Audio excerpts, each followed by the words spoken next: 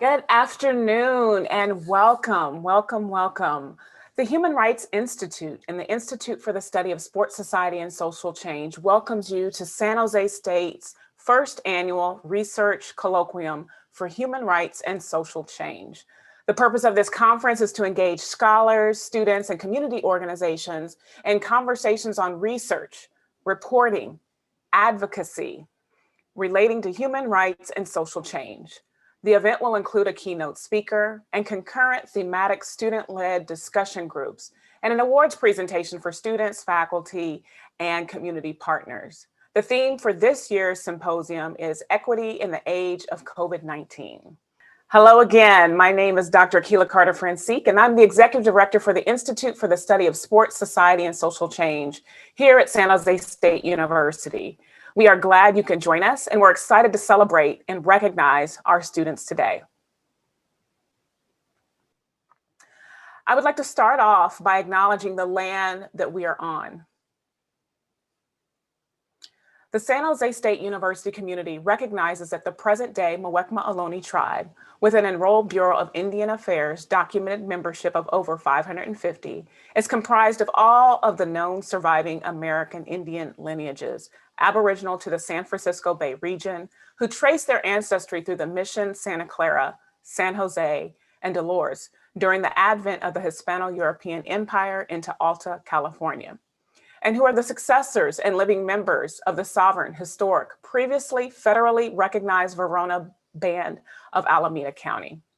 Furthermore, the San Jose State University community recognizes that the university is established within the Thayman Ohlone speaking tribal ethno-historic territory, which based upon the unratified federal treaties of 1851 to 1852, includes the unceded ancestral lands of the Muwekma Ohlone tribe of the San Francisco Bay Area. Some of the enrolled Muwekma lineages are descended from the direct ancestors from the Thayman Ohlone tribal territory whose ancestors had affiliation with Mission Santa Clara. The San Jose State University community also recognizes the importance of this land to the indigenous Muwekma Ohlone people of this region, and consistent with our principles of community and diversity, strives to be good stewards on behalf of the Muwekma Ohlone tribe whose land we occupy. So today's event is a collaboration and an opportunity to bring together a shared purpose and efforts that promote social change and human rights. Therefore, it gives me great pleasure to introduce my colleague and co-host and invite the Executive Director of the Human Rights Institute, Dr. William Armelin, to join us on camera as he shares a little bit about this institute, our institutes, and this event. So thank you very much, Akilah. It's a real pleasure to be here with everyone, and it's an absolute pleasure to join my my colleague and also director, Akilah, this evening or today, this afternoon. And on behalf of on behalf of the amazing students, faculty, and staff of the Human Rights Institute, I'd like to welcome you all today. The SJSU HRI is dedicated to informing policy and practice according to the highest human rights legal standards and best practices. Please visit our website in the chat to learn more about our many projects, programs, and opportunities. Please also join us in appreciating some of our students' research and reporting today, as this is one major driver of our work. So again, even to your point, I know you were saying, hey, morning, good afternoon, but depending on where you are in the world today, it could be morning, it could be afternoon, it could be evening. But again, we welcome you all. Akilah Carter-Francique, the Executive Director for the Institute for the Study of Sports, Society, and Social Change. And with our institute, the institute really is one that carries the legacy of equity and social justice and understanding how it is a part of SJSU's DNA. As our nation confronts and explores deeply complex social issues, it is critical that we continue to challenge the boundaries of sport and activism.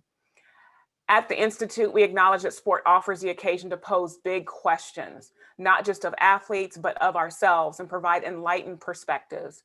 That said, the Institute for the Study of Sports, Society, and Social Change is dedicated to research, analysis, and education at the intersection of sport and society. So like my colleague, Dr. Armelin, we invite you to visit our website and join the conversation. We just have a few housekeeping rules as we sort of move through today's colloquium and conversations that we have. So with that said, we wanted to remind everyone that we are recording today's event. So we will be sharing this recording and presentation via an email in the next couple of days. We'll provide you with a link such that you can come back, check us out, see us, or spread the word and share with others. We also want to welcome during this platform an opportunity to ask questions, to chat with others, and to pose some, ideas and thoughts in our Q&A during our Q&A session. So we invite you to submit any questions using the webinar Q+A button on your toolbar, and you see in this great image here at any time. And feel free to use the chat button on your toolbar to share other information and food for thought. Please know that this is a shared space and a space of thought and learning. Therefore, we ask you to keep your comments appropriate, or we may have to remove you from the space. And lastly, one key important part of this program is an opportunity to feature our students. And this will occur in our breakout sessions. So after our keynote conversations and some message from all of us here at our respective institutes, you'll be able to join one of the 3 breakout sessions to watch our students' pre-recorded presentations. And so you should have received an attendee guide in your email with all the links for those particular breakout sessions. We will also put that information in the chat as we move through our program today, so don't worry if you can't find it. I'll now turn it over to Dr. Armeline to introduce our first speakers. Thank you, Dr. Carter-Francik. It is my pleasure to introduce Jerry Threet and Demetra Smith, current and former chairs of the Sonoma County Human Rights Commission. The Commission's purpose is to promote human rights through education, cooperation, and cultural diversity for Sonoma County. Demetra Smith is the former chair and program manager for the Junior Commission from 2012 to 2020. She authored the county's first report on racial discrimination in schools, human violations through overlapping police protests. She's the co-founder of Title VI Civil Rights Protections and Mutual Aid for Essential Workers. Jerry Threet is the current chair of the commission, and while his focus is on police accountability, tenant protections, and employment for the county, he also works part-time in Richmond, California on the Police Review Commission to investigate police misconduct, evaluations, and negotiations. I'd like to turn it over to Demetra and Jerry just to say a few words about their work with the Sonoma County Human Rights Commission. Thank you so much, Dr. Armeline, and thank you to the San Jose State University Human Rights Institute for having us today. It's been my great pleasure to serve on the Commission on Human Rights and recently with Jerry during the last year and a half or so. I moved to Sonoma County in 2001 from San Francisco and instantly was greeted by severe culture shock. The level of racism here was really just beyond. And I feel like Sonoma County has been pretty isolated from the rest of the Bay Area. So it's really great to be able to start forging some relationships with our neighbors. When I joined the commission, it was thought of as kind of a pet project for diversity and something for the Board of Supervisors to kind of check boxes off of. And so it was thought there was a perception in the community that the commission didn't really stand up for human rights in the community. And so I made it my personal commitment to change that. So I began engaging in some deep work. For example, when there was a serious racial discrimination case, I actually parlayed that into a series of monthly meetings and then a study of racial discrimination and report and recommendations. That was ignored by all the supervisors and the board and the superintendent. So I was really operating in an environment where I was really not being given a platform or really listened to by the press or the elected officials. But as that is, familiar to me from my experience as a Black and Indigenous woman, I just kept doing the work and leaving the receipts. So that kind of continued. And I feel like there's been some incredible movement in the county towards the commission actually really doing very important and necessary work for the public. And that really came to a head and really became codified this last year with the, the advent of COVID-19 and the impact of the Black Lives Matter protests. We have serious issues with white supremacy and racial profiling in law enforcement here. And a lot of that was on display during the protests. And so the Commission on Human Rights gathered reports and incidents and compiled that into a comprehensive 40-page report that has really never been done before in the county. And so that to me was just a huge honor to be able to work on that. My only regret is not being able to get every single account because there was a lot happening. But I'm really proud of that work. I'm also want to, underscore the importance of, like I said, the inter-county relationship building. I met Dr. Armeline and Dr. Kinney in 2016 at a CARO conference, the biennial conference at San Jose State University. And that was the first time that I had any real connection with folks outside of Sonoma County in which I was able to collaborate with on human rights work. So again, it's nice to, not be so isolated anymore. And I'll turn it over to Jerry, but one of the things that we did, the two things that we did that I'm most proud of this last year, besides the report, was utilizing our budget to get PPE to all the folks who were not receiving it, the most impacted frontline communities in our county. And also we created the first, I think it's definitely the first one in Sonoma County and maybe in the state. It's a human rights incident reporting website in 18 languages called the Sonoma County Human Rights Visibility Project. So I'm really happy about that because it's something that can be rolled out to the community to actually give an avenue for people to report human rights violations to. So I feel like over the past 10 years and certainly moving forward, the commission has really grown and become really a force in the community. And I'm honored to have been a part of that. Thank you. Thank you, Demetra. And I just want to say Demetra has been one of my heroes in Sonoma County. So it was a real pleasure and privilege to join her on the commission after I retired from being the director of the Civilian Oversight Office for the sheriff. And that was my first job in the county. And I did that from 2016 to 2019. And, I did a lot of good work in that office, but I'd say the primary thing I took away from that effort was the frustration trying to actually do the work that I was hired to do with elected officials and other appointed officials in the county working behind the scenes to try to stop that work from happening. So coming from that frustration and walking into a commission that had been empowered by Demetra's leadership to actually take on these issues and be public and vocal about them was really refreshing. And some of the things I want to highlight, I certainly second everything Demetra said about the work that we did together in 2020. But one of the things she didn't mention that I do want to highlight is that there was we have a disproportionate focus of police violence and enforcement on our BIPOC community, and particularly Black people in our county. And that's historically been the case with the sheriff's office.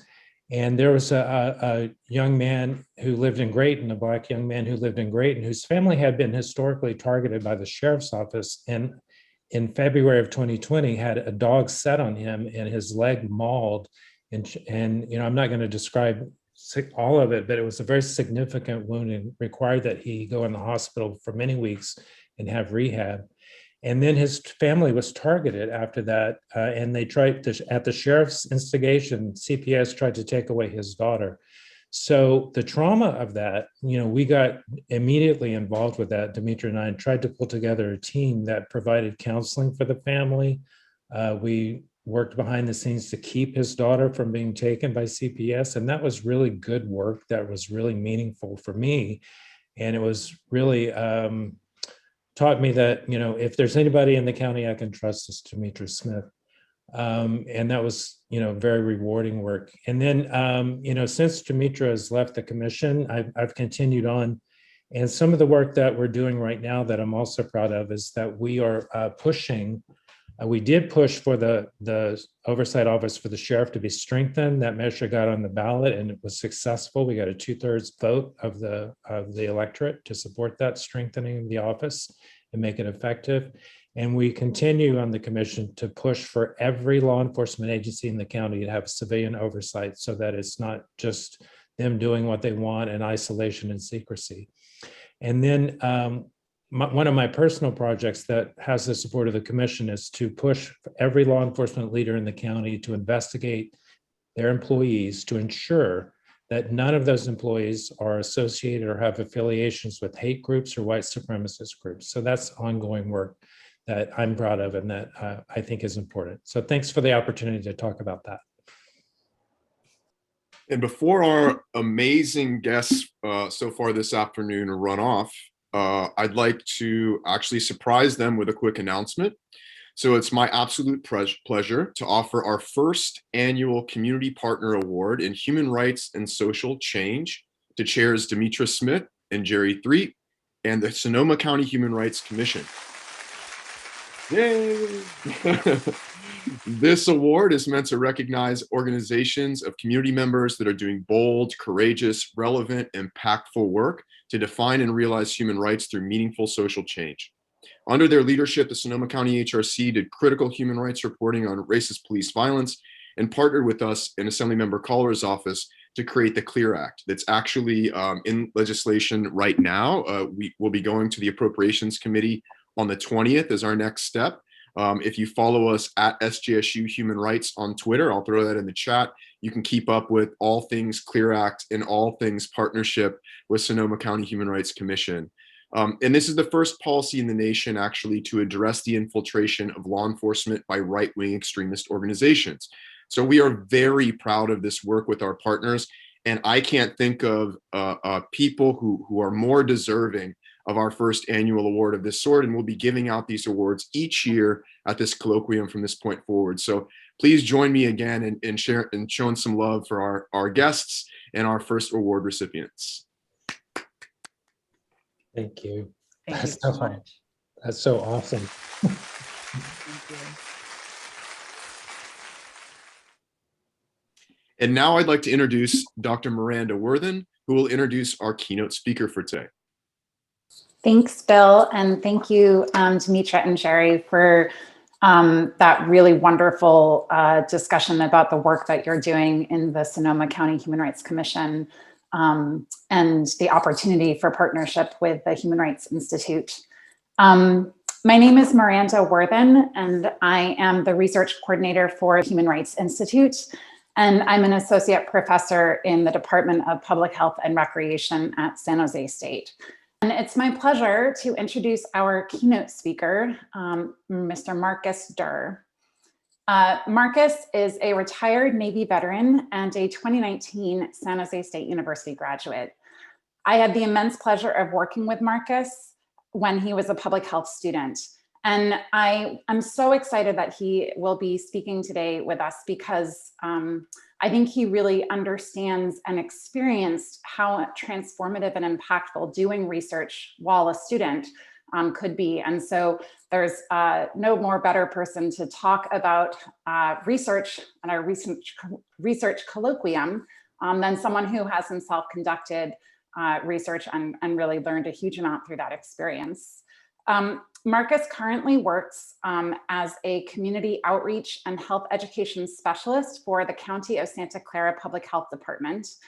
Marcus works in the infectious disease department in the HIV and STI prevention and control branch as part of the needle exchange program.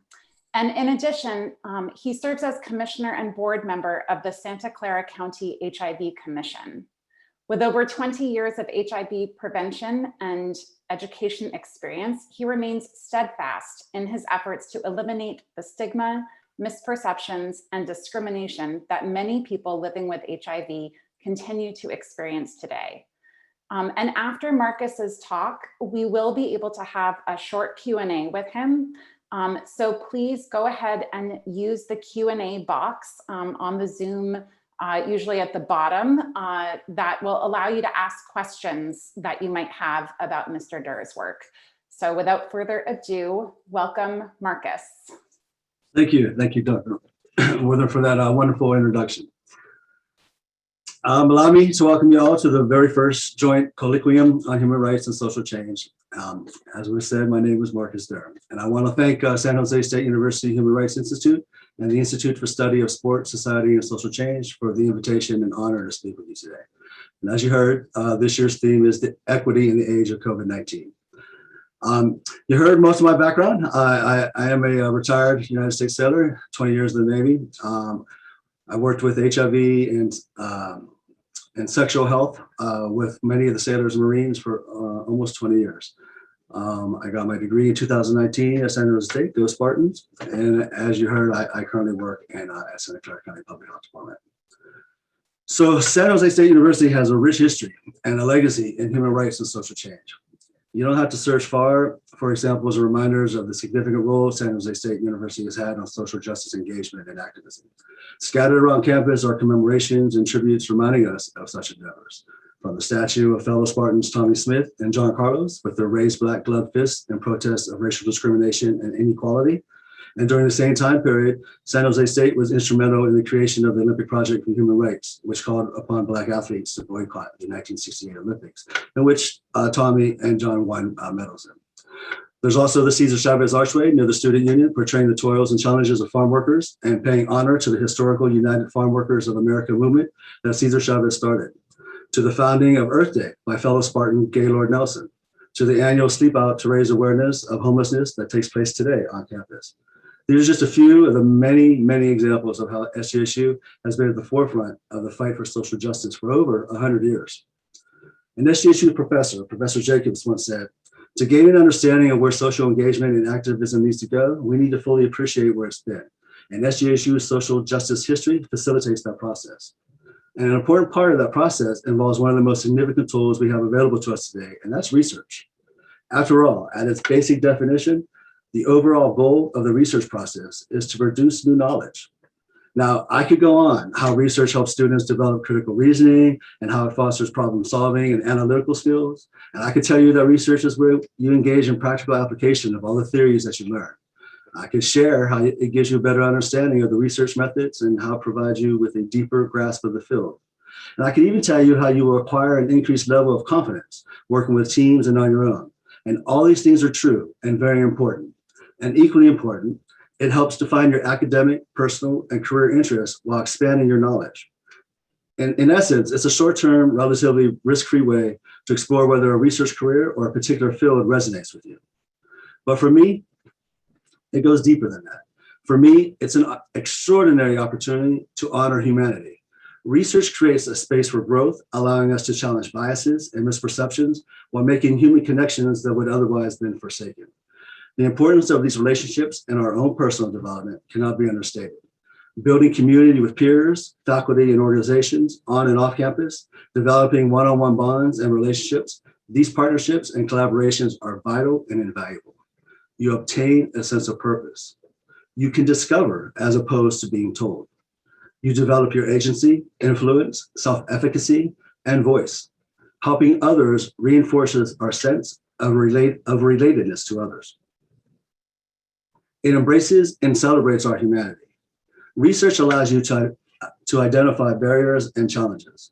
When more times than not, these barriers have impacted both social justice and human rights, which in turn creates inequity amongst groups within society. Research allows you to gather tangible and demonstrable data. The information that researchers provide is responsible for influencing public policies to address social justice issues, human rights, and the ugliness of man's inhumanity towards man. So, what social justice, what is it? Oxford Dictionary defines it as justice in terms of the distribution of wealth, opportunities, and privileges within a society. The goal of social justice is the full and equal participation of all groups in a society that is mutually shaped to meet their needs. And today, social justice has shifted towards a stronger emphasis on human rights and improving the lives of disadvantaged and marginalized groups that have historically faced discrimination in society. Many of these groups have been discriminated against based on factors such as sex, age, wealth, ethnicity, heritage, social status, religion, and more. To achieve social justice, there are 4 interrelated principles that are vital, and that's equity, access, participation, and human rights. To serve the people, a healthy society must offer services and resources. These include education, healthcare, shelter, and food, and many more. They must have access. For equity, equity is different than equality.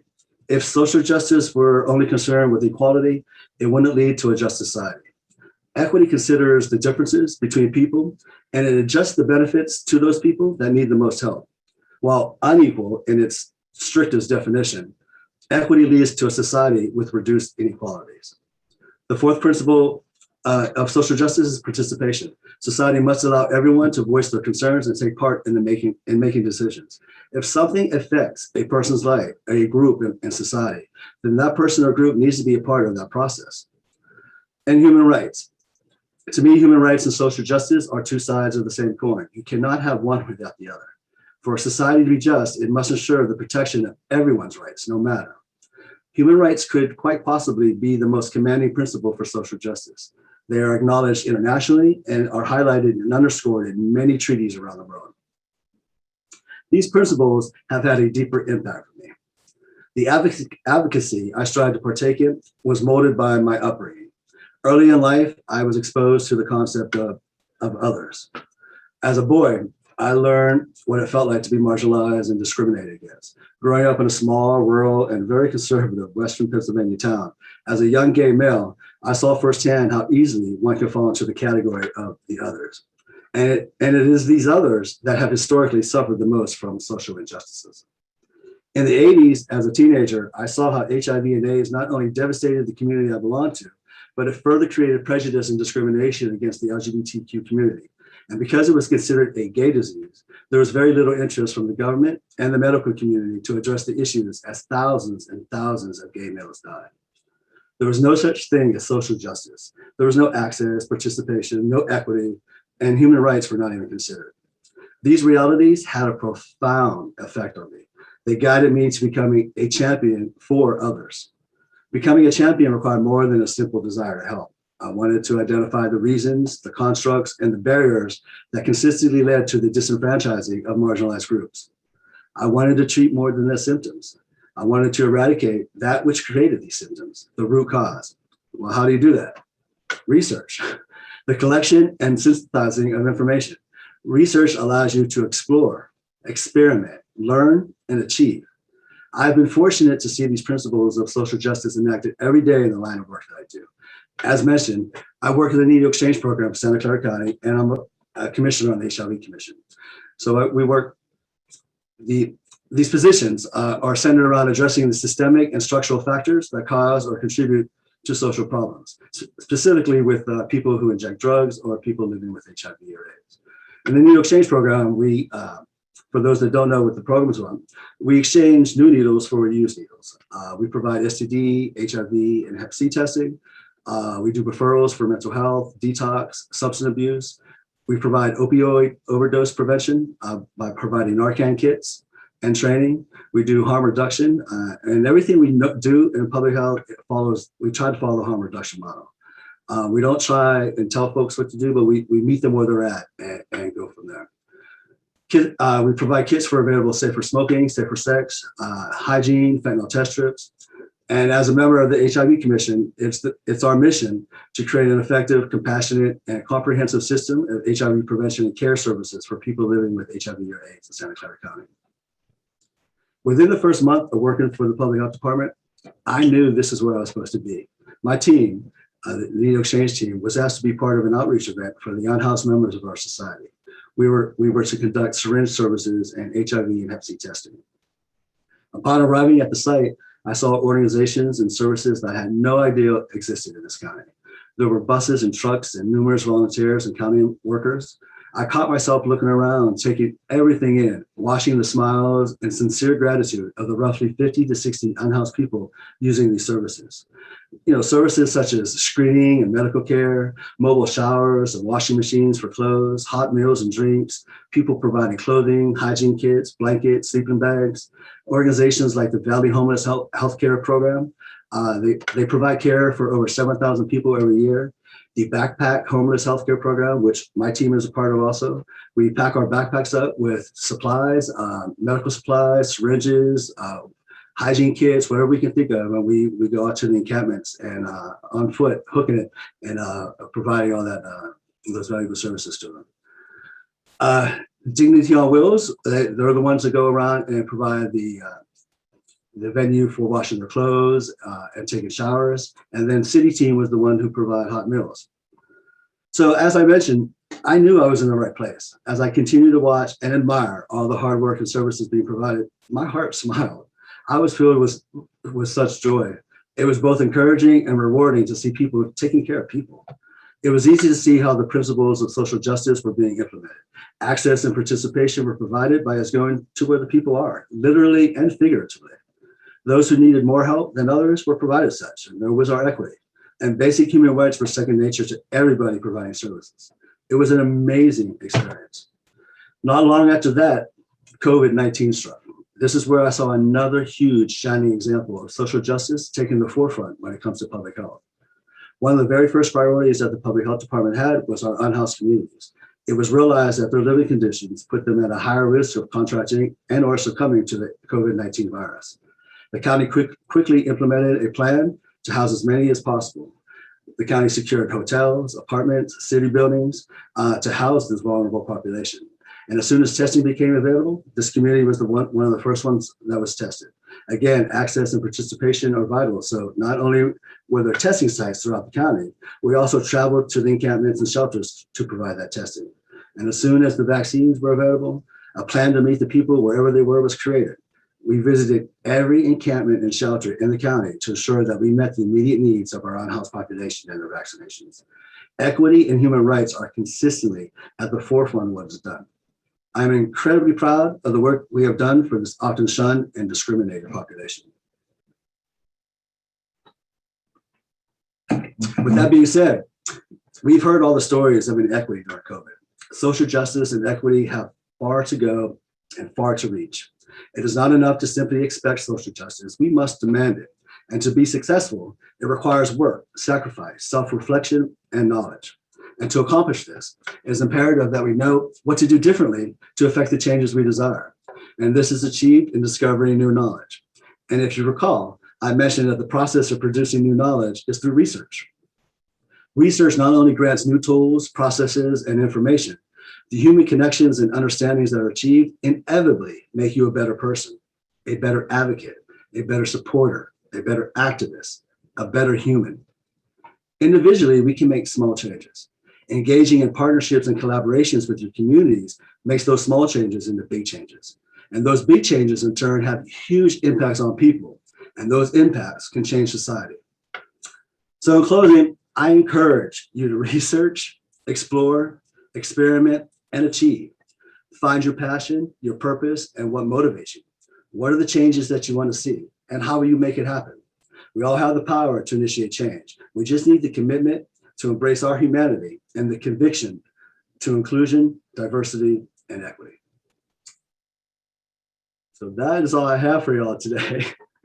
And if there are questions, we can take them at this time. Thank you, Marcus, so much. Yes, I'm starting to get questions in for you based on what you just shared with us about both your personal experience growing up in Pennsylvania and also about your journey through the Navy and then through college and then now into your work at the county. One question that just came in is kind of how would you recommend that youth become involved in research? And are there particular kinds of pathways that you would recommend that students take to becoming involved in research? Yeah, so almost every college and university offers some type of research. And really, like I said, it takes effort. You have to, the information is out there. And unfortunately, research is not as popular as it should be. We can accomplish so much with research. You know, if we're able to identify so many things. So college and universities are very happy when people are interested in research. So if you were to contact any of your local universities or colleges, I'm sure they'd be more than happy to point you in the right direction and get you involved in some of the research that they're conducting on there. And there's tons out there. I mean, and that's the great thing about research. There are times that you know, as a student, you don't really know the path sometimes. You're trying to figure things out. And research provides you the opportunity to figure that out. You can do a research project and you may be exposed to something that you had no idea that was going to create a feeling for you, you know, a passion or a purpose for you. And it's great. So I encourage you to, just because you may not be interested in a particular field, explore it, check it out, and see if it resonates with you. Because you can always do, you know, you're not, as I said, it's a short-term way, risk-free, you know, to figure out what you like. So try a little bit of everything, you know, get a broad spectrum. And it's going to, as I said, it's going to make you a better person in the end anyway. Thank you. Another question that came in, you spoke about the importance of relationships and partnerships in research at the beginning of your talk. And I'm wondering, you described some of the other partner agencies that you're collaborating with in the work that you're doing with our unhoused population in the county. But I wonder how you incorporate relationships and partnerships with research work or with practice in public health in the context of your professional life. Well, I guess, you know, every time that, and especially for me, this is a whole new road for me. My HIV education and prevention has been mostly doing for sexual health. The needle exchange program is new territory. So for me, every time that I go out, it's almost like a research endeavor for me. I'm learning something new all the time, and I ask so many questions. And I have, and the nice thing about research, and I mentioned this in my talk, was you're able to identify biases. There are things that I didn't realize that I felt or carried with me. I guess you would call it implicit bias, you know, that I had that I just didn't realize until, you know, I was faced with it, and then all of a sudden it came out. I'm like, wow, I thought that, you know. And so the research, and especially the research that I did with Dr. Warden, it really opened my eyes up in sharing, the power of sharing, and having those connections with other folks. And with partnerships, you know, as I said, you know, as an individual, you can do a lot. You can do small things, you know, as an individual. And a lot of times those small things are really big.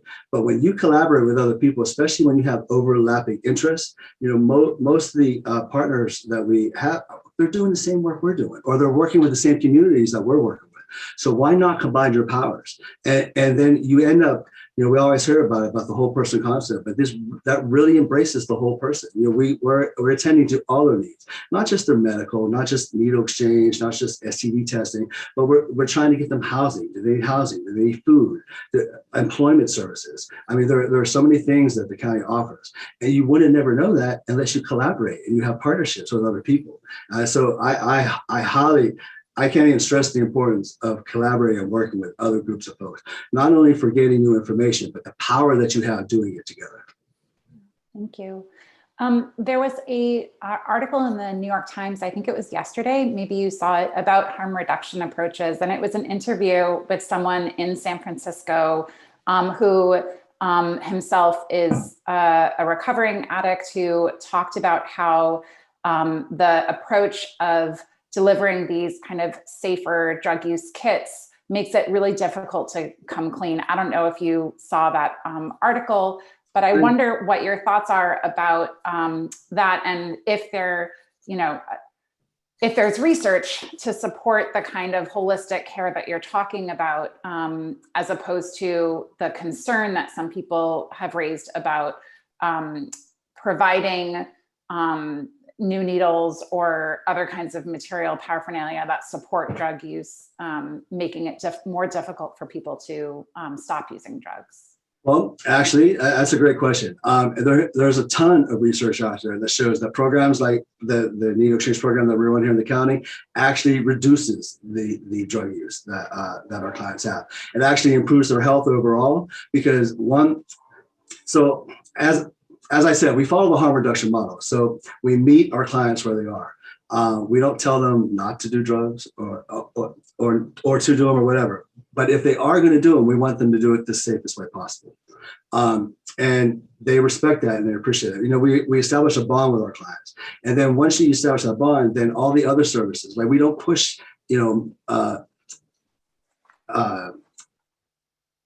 methadone or things like that to get them better.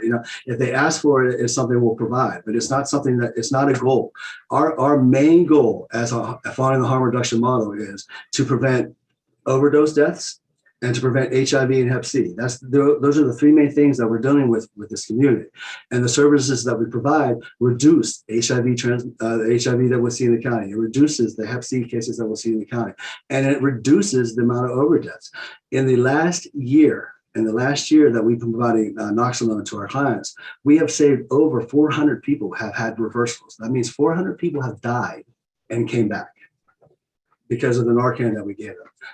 And to me, that just, granted, ultimately in the back of my mind, yes, I would like them to get clean and get better and be healthy, but my wants and my needs are not their wants and their needs. And you have to understand that, especially when you're providing, health service and public health. We know, sometimes you just want to shake, but that doesn't work. You can't put onto them how you would feel, how you would react to it. You have to meet them where they are. So as I said, if they ask for help, we help them. If they need housing, we provide it. We don't push any of that on them. And right now, as following the harm reduction model, a lot of people get a kick out of this, but now we are giving away pipes. We're giving away meth pipes. We're giving away crack pipes. We're giving away heroin pipes. We're giving away booty bumping kits. And that's what they're calling. It's a safer way. We believe as a harm reduction model, it's a safer way. If they're going to do the drugs they're going to do, it's a safer way to do it. It reduces overdoses. And especially with booty bumping kids, they're very popular because the drugs that they take, they're able to get almost the degree and immediate effects that they would get injecting it by inserting it into their booty and it being absorbed by the rectum. It's when I first heard about it, like much of you right now, I'm probably like, really, booty bump? What? But it is a harm reduction a technique that works. It works. It saves lives. It sounds funny, but it saves lives. So there's a lot of research out there that shows that these programs work. They work. They get people the help that they need. And if nothing else, even if they do stay on, still inject drugs for many, many years, we are helping them do it safer. We're preventing them from, you don't want HIV on top of that. You don't want Hep C on top of that, so we prevent all this stuff. And overdosing, we prevent that too. We just don't dictate that for them to stop. You always meet them where they are. So that was a great question because we get that a lot. Well, thank you for taking the time to answer it and answer it so thoroughly. You did mention, the amount of housing that was provided for folks who are homeless during the pandemic in the context of our counties prioritizing the unhoused as a very high risk population for COVID. Now that that population is having good access to vaccination and presumably over the next days, months, weeks, years, the pandemic will become less severe. The rates of infection will go down in our county and hopefully across the world. I'm wondering, is there talk about changing that prioritization around housing, or do you think the county will be able to retain its emphasis on housing people first as a way of protecting them? I think as long as we're still in the midst of it, that's still an option. Now, I know that we obviously the numbers are decreasing.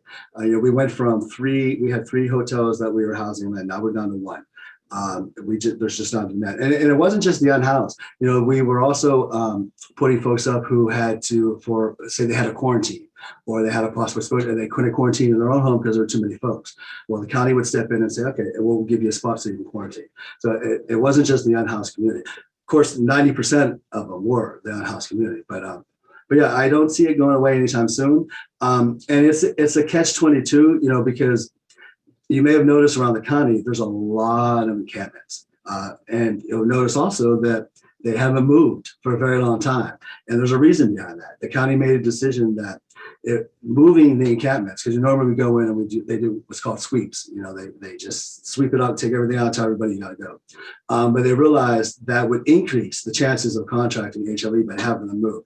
Because it was the same thing we did with the needle exchange program. We tried to, instead of having them come back every week, because we provide service every week, we would give them enough supplies to last them 3 weeks. So that way we would decrease the amount of contact, the amount of interaction we have folks. So that was the idea behind not moving the encampments, not sweeping them and leaving them where they are. And then unfortunately what happened, you should start seeing them getting larger and larger and larger. And what's happening now, as I said, the catch-22 is, yeah, we're getting them treated, we're getting them vaccinated, but now the city realized that and they're seeing it. So now they're starting to do sweeps. They're starting to remove the encampments, you know, so now you're going to see people getting uprooted again. And it makes our job more difficult because you can imagine trying to attract folks when it comes to, you know, Hep C or HIV or anything like that. It's difficult to locate it. But luckily we have set sites throughout the county so they know how to find us if that happens.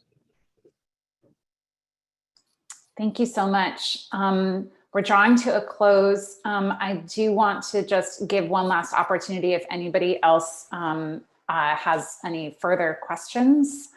Otherwise, thank you so much, Marcus, for sharing your time with us today and sharing your words of wisdom for all the students and other attendees here at today's colloquium. We really appreciate you coming back, returning to SJSU to share what you've learned with us. And to tell us about the really amazing work that you are doing in the community as a part of our county's public health department. Thank you so much. In honoring everybody's humanity. We really appreciate that. It's important. It's important. Yeah, thank you. Well, thank you so much for having me. This was an honor and a privilege. I really enjoyed it. It was a lot of fun. Thanks. I'm going to turn it back to Dr. Akila Carter-Francique. Thank you. Oh my gosh, another round of applause for Marcus Durr. Again, he's with the County of Santa Clara Public Health Department and serves as a community outreach and health education specialist.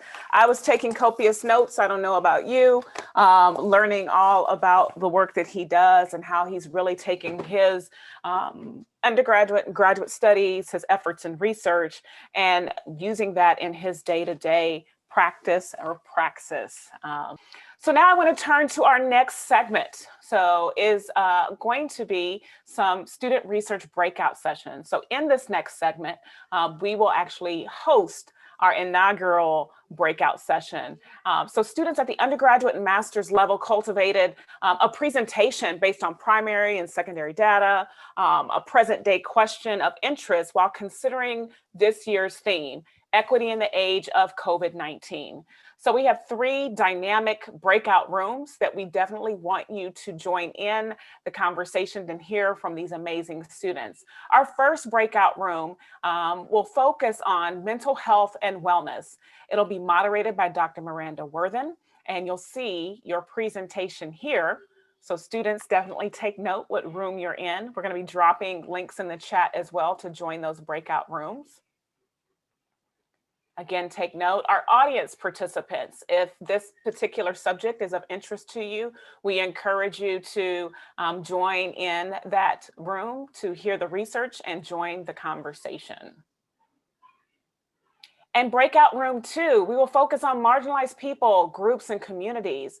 This breakout room will be moderated by Dr. Armeline. So please, students, again, take note of this breakout room and our attendees, our guests that are joining us. If this is a topic of interest to you that you want to learn more about, please join in. And breakout room number 3, we'll focus on leadership and organizational management. This will be moderated by Dr. Amy August. So again, take note. The link will be dropped in the chat. And following the session, know that we will have a report out from these 3 different sessions. So if you missed one, we'll have a little unpacking of that information from our esteemed moderators on these 3 powerful student research breakout rooms, and perhaps share some calls to action. So I'll see you back on the main stage for awards and those calls to action shortly.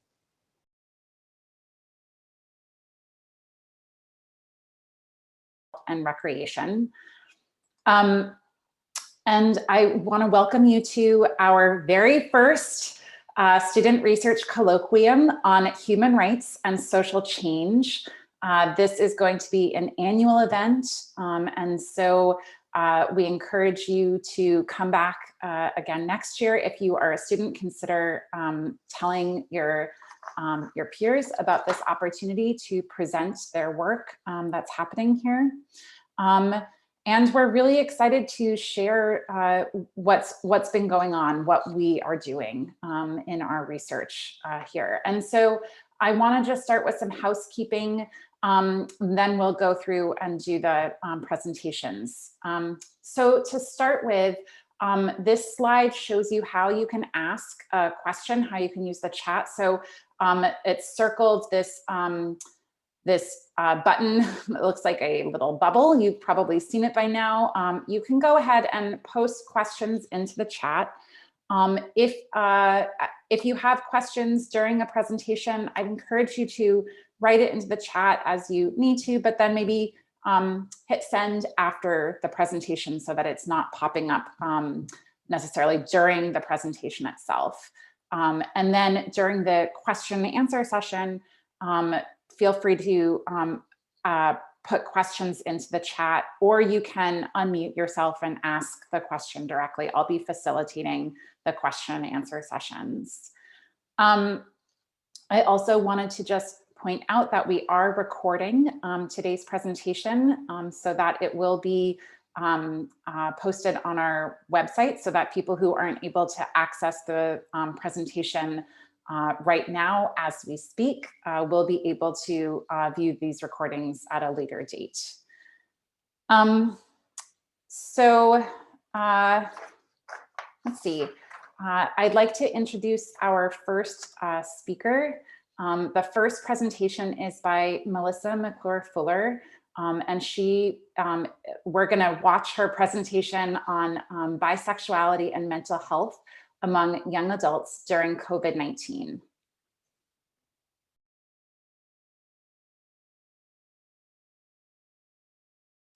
Thank you so much, Melissa. And we will hold off on questions for Melissa until after the first few sessions, first few research presentations.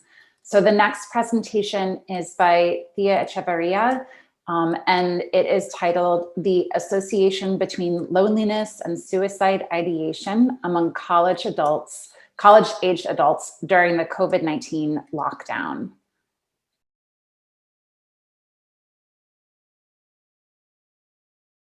Thank you so much, Thea.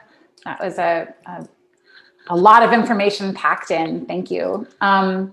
So our third presentation is by Vincent Vu and Jace Chang, and they are presenting on research titled "Exploring Social Support for Transgender and Gender Nonconforming Youth." And at the end of this presentation is when we will have our first round of question and answer.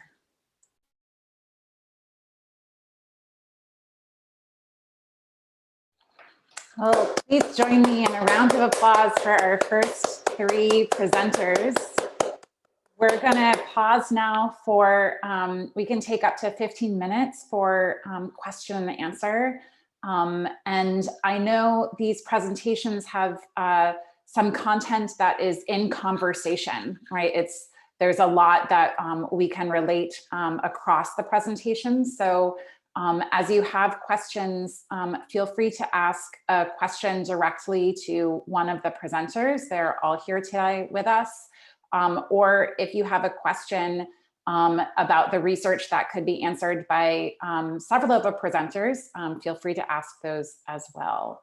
And I'd encourage you to either use the chat or if you want to have your video on and raise your actual hand, I can call on you. Or if you would like to raise your virtual hand here like that, using the reactions tool, you can do that too, and I will know to call on you. So Melissa asked a question of Vincent and Jace. Melissa wrote, "I enjoyed your topic so much. I was wondering if you have future plans for your research. This is such important work." Hello. Yeah, for our research study, it's still ongoing. So we started this research project around last spring, and this is preliminary data. So we have a huge data set that we're still working with, as we have survey data from over 300 plus youth across the US, and also a bunch of qualitative interviews that we haven't coded yet. So we're hoping to be able to dive deeper into all the data that we collected throughout this past year and throughout the next few months, so that we're able to analyze it and then also follow up with some of our initial interviewees so that we can use the qualitative data along with the quantitative data to tell like a whole picture story of the experiences of transgender and gender nonconforming youth during the time of COVID, and to be able to hopefully publish some papers in the future to help educators and people who work with youth. I will go ahead and ask another question. This is a question from Melissa.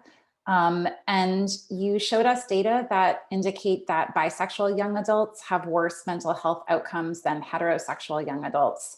And I wondered if you know how their experiences differ or are similar to the experiences of the gay or lesbian students, or those who selected mostly heterosexual, when you showed us that pie chart that had the different sexual orientations that people identified as. Thank you. That's a great question. And in that process, I've kind of forgotten what you said, but I think what you're asking is how I knew, or how the data showed that the needs were different. So what we saw across the board in the data was that in terms of feeling loneliness every day, suicidal ideation, anxiety, and depression, all of those areas were higher for bisexual young adults over any other group that we saw. It was also, in terms of the breakout, there was heterosexual adults, and then bisexual adults were the second largest group in terms of the sample size that was studied. So that gave us some good indicators that that particular group has some pretty significant needs that are different. In terms of sample size, the gay and lesbian participants in this study, it was quite a small number. So I looked to research and read a couple of other articles, and the other articles that I referenced also said very similar things, that bisexual adults, young adults, had greater mental health needs. So the next thing that I plan to look at is just kind of uncovering a little bit more of why that is. I have a suspicion that part of it could be that area in terms of offering support is a little less recognized in the community than those that identify as gay or lesbian, transgender. So that's kind of my thoughts, but we'll see where the research leads. Thank you. That sort of, you kind of roped in a question that we have in the chat from Hillary, which is asking if there were follow-on questions that you found you wanted to ask after you got back the initial responses. So I think, Melissa, you sort of talked about some area. I wonder, Thea and Vin and Jace, if there are specific areas that you can imagine your research going, or that if you had an opportunity to conduct future research, you might kind of ask questions in those areas. Maybe we can start with Thea. Hello. Hi, everybody. Some questions that came up during my research. I really wanted to learn more if this, because the survey data that we collected was of the San Jose social network, San Jose students' social networks.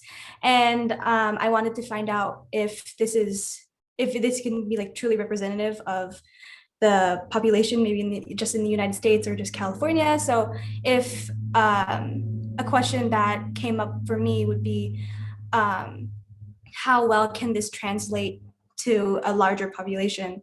And something I would like to learn more about is if we were to run regressions on this, if we would see if it would align with what we concluded with in the research, in an analysis that we did.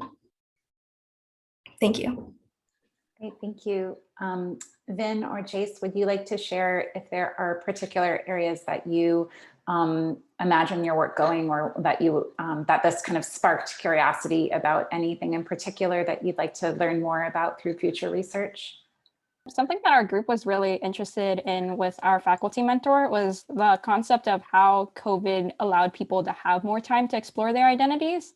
So we were just really curious about what implications can we draw from that to be able to like help LGBTQ plus youth, like explore their identities and feel supported in a world post-COVID where, they might be getting back to their daily lives and, whatever that may be. And Jace was also interested in how neurodivergency may play a role in, and other different identities as well, and how youth access support.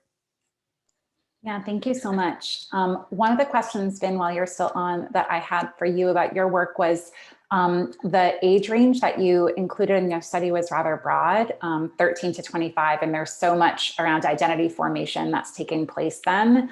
And layering on COVID and the particular identity formation processes that may happen for gender nonconforming and transgender youth. I wondered if you were able to, in the qualitative research already, see differences between the younger end of that spectrum and the older end of that spectrum in terms of how they accessed social support, or if you have reflections about that kind of age distribution. From what I've drawn from like just my experiences being able to be in the process of conducting interviews, there were some differences in terms of living situation that played a role in terms of how youth access support. So a lot of the younger youth, they may be attending like middle school or high school, and that means they might be living at home with their parents. So support in that case looks different because they may have to like utilize, like online interactions more often to be able to connect with their friends. Or, there's some parents who put restrictions on their kids like access to technology as well. So there were other like layers and factors in addition to not being out at home that they had to navigate.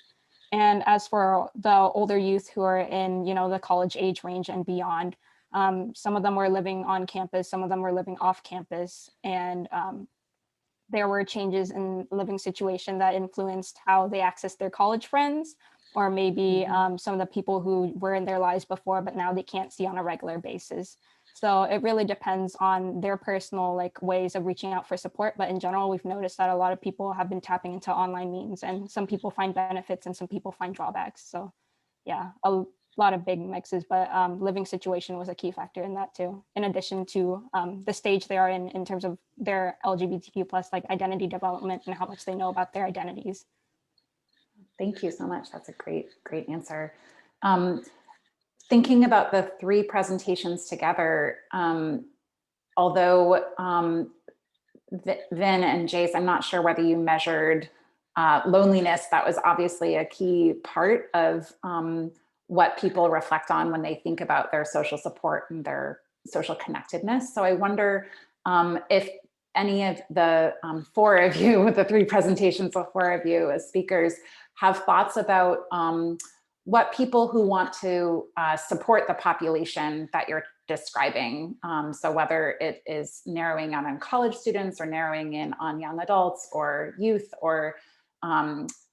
with particular gender identities or sexual orientations, I wonder if there are things that you have thought about as possible interventions or ways that people can support either from within those communities or outside support offering in. So for example, like an institution like San Jose State, how we can support people who are struggling with loneliness during this pandemic, or thinking about as we kind of return to more campus interactions, but there are still a lot of people who might be fearful, how we can do that, if you have thoughts about that.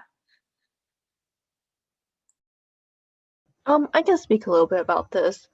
So when we're looking at like the open-ended survey questions, the people did talk about specific actions they wanted people to take, like such as in a Zoom world, they wanted people to like make sure they put their pronouns in their name, because a lot of that is like very affirming and also making sure they don't out themselves if they do so. So a lot of it is just better, at least for the college age range, it's better policies that implement ways of allowing them to be their authentic selves, and also having a way to see that their peers do support them. So like in such the case of like Canvas, seeing like personally for me, as I'm part of this population, right? Seeing that people put their pronouns in their Canvas name is very affirming, and saying that like these people care about what you're going through and they're trying to make an effort to support you. Thank you so much, Chase. I really appreciate that very concrete example. I, in fact, have just renamed myself so that I have my pronouns there, but thank you so much for that really concrete suggestion about what we can do. Melissa, I think you also had your hand raised. Did you have a comment as well? Yes, and you'll see I also renamed myself. Usually my pronouns are on here, so I apologize that they weren't. Yeah, you know, in the past, I've done a little bit of research on different in terms of like how to address sexual education and that sort of thing across the board for different sexual identities. And one thing that keeps coming up is really capitalizing on the use of social media, because a lot of young adults and teenagers are already on their phones a lot. And of course, there can be a negative aspect of that, but there can also be an immense reach in terms of audience, maybe potential dates, things like that, that just create this connection between others that have similar attributes to yourself, so that you're feeling connected, you're feeling part of a community. And especially in those communities where maybe there aren't a lot of people in your city that identify the same way you do, social media can be a way to really extend that reach. Thank you so much. So we're going to wrap up the Q&A section for these first three presentations, and we're going to pivot to screen the last three presentations for this session. What we'll do is we'll do those three presentations, have another Q&A, and then if there's time remaining, which there should be, then we can have a broader Q&A, because you'll see that many of the presentations that are part of this second half still connect back to the themes that have been started with our first three speakers. So the next presentation that we'll be watching is by Kim Nguyen, and it is on coping strategies utilized by young adults during COVID-19. Thank you so much, Kim. And our next presentation is by Negin Trahanian.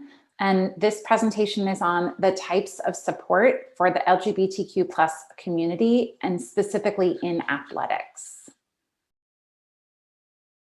Thank you very much. And our last presentation of the session is by Daisy Perez, and it is on racial and ethnic differences in the willingness to receive a COVID-19 vaccination among the social networks of diverse public health students. All right, please join me in a big round of applause for all three of our presenting panelists there. Wonderful job. So I wanted to open it up again to questions for the three panelists that we just heard from. And I might actually start us off with a question. Daisy, the last presentation, you shared that you thought that public health students might have been more primed in particular to be suspicious of the vaccine and other information, because during the previous administration, the CDC had released inaccurate information, and public health students were aware that this information was inaccurate and that there were other areas where there were inconsistencies. And I wondered, what do you think that public health officials can do to earn the public's trust? And I was going to say earn back, but I think that we can safely say that there are some communities that may have never trusted public health officials, and other communities that may have become more skeptical or more suspicious. And I wonder if you have thoughts about what public health people can do to earn the trust of the public. Hey, Dr. Worthen, that's a really good question. So just from what, in my personal opinion, you know, transparency goes a really long way when it comes to trust. So I think that's probably the thing that should be at the top of like the priority list. Yeah, transparency, definitely. I think it's also important just because for those that are in the public health field, it's really important to take note of you're in a very powerful position.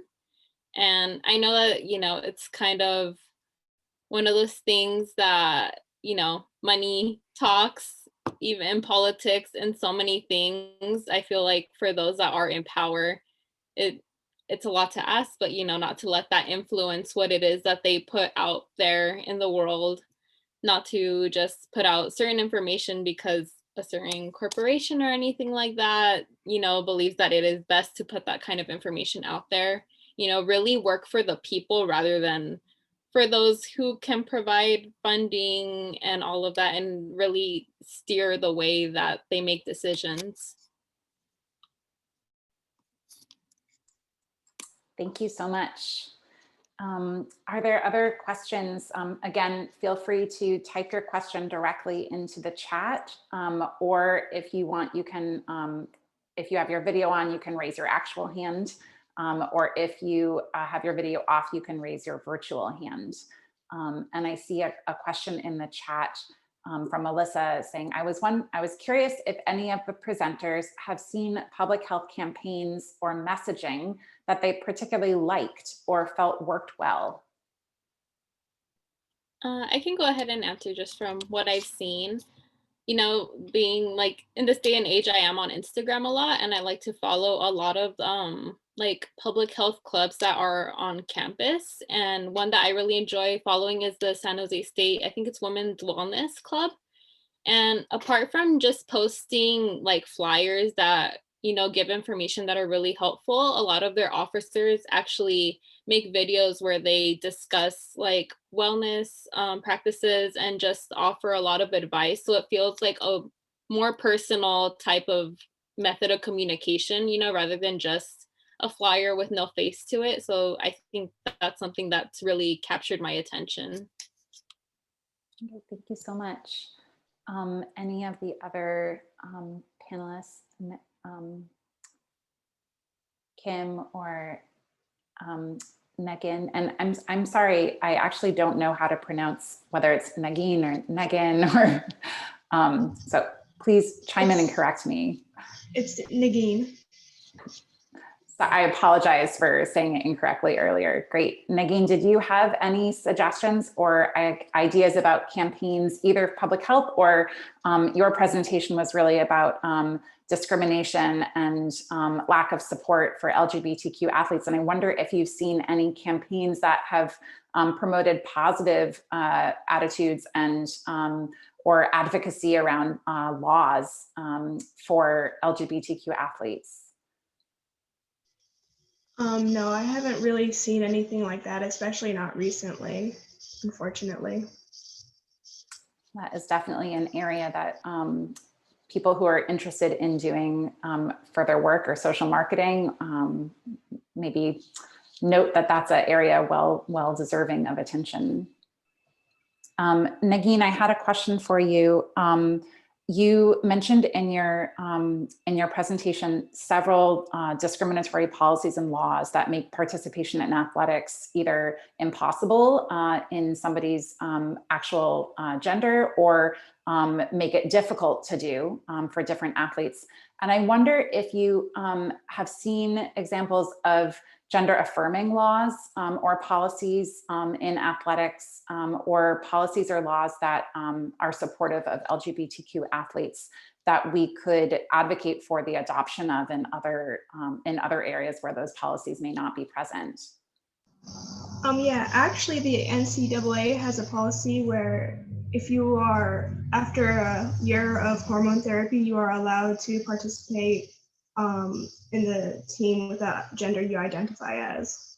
So if you're female to male transition after a year of being on testosterone, you can participate on male teams, and the other way around for people transitioning to be female. That's great, thank you. Do you happen to know, because you had mentioned states, I think you had said that there were 28 states that had laws on the books that are that make it impossible, right, for athletes. Do you know how those laws intersect, how an NCAA policy that's gender affirming intersects with a state law? I'm just curious. I don't really know, but the NCAA has been keeping an eye on these laws and are trying to fight back against them. I believe most of these laws mostly apply to people who aren't in collegiate athletics, because the NCAA, as long as I know, will just allow anyone to, no matter their state, to participate. Great, thank you so much. I see a question came into the chat regarding trust in public health. Do you think that the assaults on public health officials that we have seen in Michigan, Ohio, New York, and in Santa Cruz, for example, have increased or undermined trust in their advice? I think that's kind of a tough call, just because I have heard a lot about these situations. I feel like maybe it would undermine like their trust, just because, you know, I feel like not everyone is really up to date with what's going on like in the public health area. So if they see that many citizens of a particular city are like roughly criticizing a public health official, a lot of people might just follow that chain and see that, you know, if so many people from my city are not for this person and do not believe this person should be like in this position, then, you know, a lot of people might follow from that. So I think that more than anything, it would contribute to some more citizens not trusting public health officials. I have a question for Kim. So you presented about different coping strategies that 18 to 25-year-olds have been employing to manage stress during the pandemic, and the association between those coping strategies and different mental health outcomes.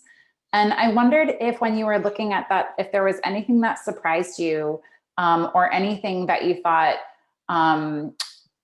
you know, oh my gosh, that I wasn't expecting that, either in terms of how frequent some of these strategies were, or in terms of the relationship between the strategies and people's experiences. Hello. I think the thing that stood out most to me was the low prevalence of using drugs and alcohol as coping mechanisms. Especially, I've done research in other classes, and SJSU has a big issue with binge drinking. So I guess it is good news to see this low prevalence. It might be because we are social isolating. So that might be why. It is nice to see that people are reaching out to friends and family and that it has a positive effect on the mental health well-being. But my heart also goes out to what Vincent also spoke about in the previous presentation, how some students and members of the community aren't able to access that. Yeah, I think we also had a high prevalence of watching TV and arts and participating in hobbies. And yeah, I think we had a lot of previous research that supported our what we found. And I don't think we found any significant data on using pets either, but it's interesting. I'll acknowledge that as the advisor on that study, I was very surprised not to find data on pets being so helpful, because as I noticed in my classes, a lot of students are, you know, attending class with their pet. Their pet makes an appearance. My pet has made appearances in my classes. So yeah, I was surprised there was no data on those benefits. So let's broaden out, and I'm happy to moderate questions for any of the panelists, or if panelists have questions for each other, or kind of broad questions about the overall topic. I mean, many of the presentations today have been about mental health and the inequities and the burden specifically facing sexual and gender minority young adults, youth, adults, and also in Daisy's presentation, we saw about really quite large differences in the willingness to get vaccinated by race and ethnicity. And we can kind of use those data to generally think about how racial and ethnic groups experience the pandemic differently depending on the contextual factors and access to different resources and lack of access to different resources. So I wonder if there are broad questions that anybody has for any of the panelists. I was curious on what everyone's next steps were. We found a lot of meaningful data, and in what ways I think for me personally, I found a lot of interesting data on how social connections can be useful in terms of mental well-being, and it's encouraged me to like reach out to CAPS and the psychology department to do further research on it. I'm just wondering if what everyone else has plans for this, for their research. Can I go ahead and call on people? Maybe I'll ask in the order of the presentation. So we'll start with Melissa. Yeah, that's a great question. I actually have thought about this a lot because there is a real lack of research about the bisexual community in terms of mental health needs. So I would really like to pursue writing an article, some sort of publication that highlights this disparity and really talks a little bit more about the needs of this population. Thank you. And then Thea. Yeah, thank you for the question, Kim. I definitely agree that the research that we conducted is something that would definitely be helpful. This was a very unprecedented situation with the lockdown. So I think that this would be very useful data for like future emergency situations like this, and could be utilized for further study. Something that I would also like to look into more is how like family situations and what the comments said in the chat box, and how death and sickness can be an an exacerbating factor. So I would definitely like to pursue this data further in that. Thank you. Vin or Jace? Maybe both of you. We'll start with Vin. Yeah, for our research, we hope to be able to kind of disaggregate the data and see if there's any like differences in terms of different like identities within, you know, transgender and gender nonconforming youth, like if there's differences in how they access support or how much, you know, support they get. And also we would like to kind of explore more about just how to be able to strengthen support systems in general for our population that is super vulnerable and is being targeted even by current, you know, politicians and legislation. So we hope to be able to, you know, just spread more awareness and get knowledge out to the community and the world to serve our transgender and gender nonconforming youth. Thank you. Jace, did you want to add to that? Okay, we'll go on. So Kim, you had mentioned that you were interested in reaching out to the counseling and psychological services. I wonder if there were other things that you wanted to add about what you might have as next step.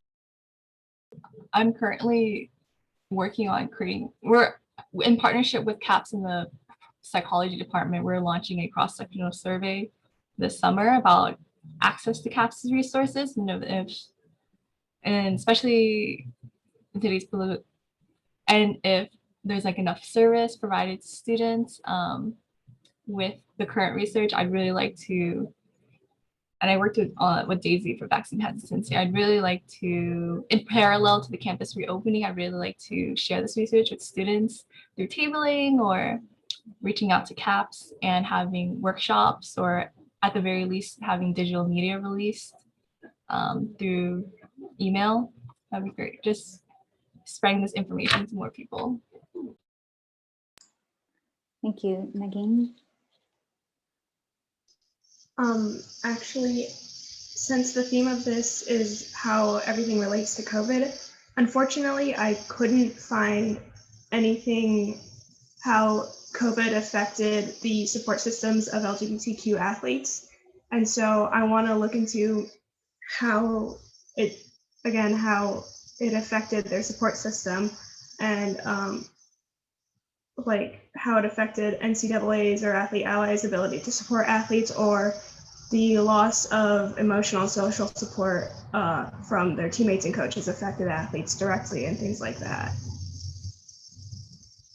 Thank you so much. And Daisy.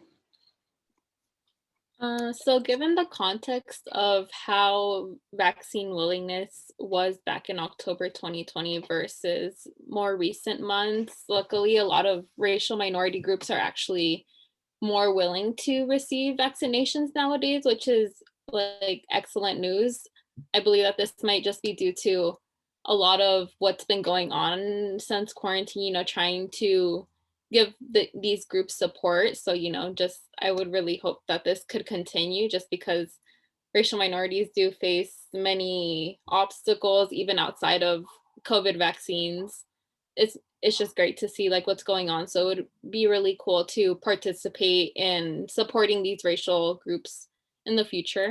And in terms of trust, I was really surprised to see that the Black and Latinx participants were least likely to trust their family and friends with, I think it was a COVID vaccine information. So I would really like to look into that further, just because I know that these two racial groups have a really strong family morals, like in the forefront of how they practice things. So I would just like to probably research why that is. Thank you. This is some really exciting work to come from our student researchers, both in terms of further exploration and in terms of the interventions that you're envisioning to make an impact. Adding on to what Daisy was just sharing, we are planning an event for very early in the fall semester that is organized in collaboration with the Solidarity Network. So that includes the San Jose State Pride Center, the Block, which is our Black Leadership and Organizing or Opportunities Center, the Chicanx and Latinx Success Center, the Office of Diversity and Equity and Inclusion, and some other organizations to talk about the vaccine, particularly in light of the CSU and UC systems announcing that they will be requiring people who are on campus, faculty, staff, and students to take the vaccine if it is fully approved, or if and when vaccines are approved by the FDA. And so it is our anticipation that there will be a lot of questions about the vaccine. And so we'll be hosting an event where we can both provide the data about the vaccine to these different communities and to our populations, our students, and their social networks, but also where we can really dive into some of these questions that people have, perhaps misconceptions, perhaps completely accurate fears about different things, and we can talk in a safe way that is respectful and honoring that there are a lot of differences within our groups and populations about where they get information from. So stay tuned for that event. I think it'll be a really great opportunity for us to build more from this work that was showcased today. We are going to take a break now. As you exit this session, we'll be returning to the main room for the closing session. Erin has just placed in the chat the link for the program and attendee guide, which gives you the link for the Zoom room where we'll be in our main room. So I wanted to give another round of applause for all of our presentations today. Thank you so much for sharing the work that you are doing. The slides and the recording of this session will be available on the conference site, and we'll also provide you with links to access them via email at the end of the conference. So as you exit this room, please use the link in the chat to rejoin the seminar, where you're going to hear a little bit more about the other student research sessions. We'll do a report back, and then we're going to announce the winners of awards for student research and faculty award for commitment to human rights and social change. So thank you so much for coming today. And we look forward to hosting you again in the main room. Thank you.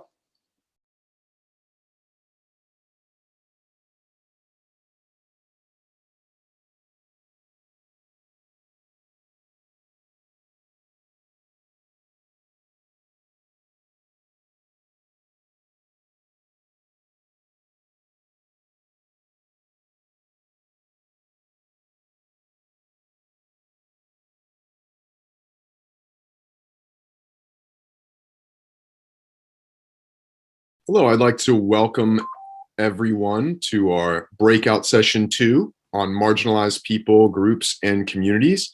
I'd like to invite everyone actually just to turn your videos on. Please keep your mics muted, but you can turn the video on so we can actually have kind of an organic conversation. We can see each other as best we can, and try and interact and be good audience members for our presenters in the presentation videos. And so what we're going to do today is, first of all, thank you all for joining. We have our presenters here. We also have some audience members. And again, I want to thank you for joining for the breakout sessions. And what we're going to do today is try and mimic a typical sort of professional conference environment. It's a good sort of professional development experience for our students and for our audience members as well. And so here's what we're going to try and do today. We're going to try and split up, well, not try, we're going to split up the presentations into 3 and 3. So in other words, we will view 3 of our student video presentations. We will break for a 15-minute Q&A, and then we'll see our second 3 presentations, and then we'll break for a final Q&A before we rejoin the final session with the rest of the crews from the other breakout sessions. So if you wouldn't mind, it'd be really great if while we watch the first 3 videos, you jot down any comments, questions, anything at all that you'd like to pose to our student presenters or to your moderator, and then we'll have a really lively conversation in between. I already see some of my students in the room, so hopefully they'll help out in making sure that we have a good, productive conversation in between and after these presentations. So without further ado, what I would like to do now is sort of run through our presentations, our first 3, and then I'll have our assistant, our wonderful director, Christine, for our breakout session. We'll go ahead and start our videos. So first of all, we'll get things started with our first student presentation on anti-Asian hate during the COVID-19 pandemic. And this is coming from Anthony Girardi. Our second presentation will be on collegiate sport and its potential to reduce the spread of COVID-19 in rural communities. And this will come from Jesse Blair. And then third, our final video for the first half will be youth sports during COVID-19 from Evelyn Meza. And with that, let's go ahead and start our videos. And again, I ask that everyone jot down your notes, jot down your questions, and we will go from there.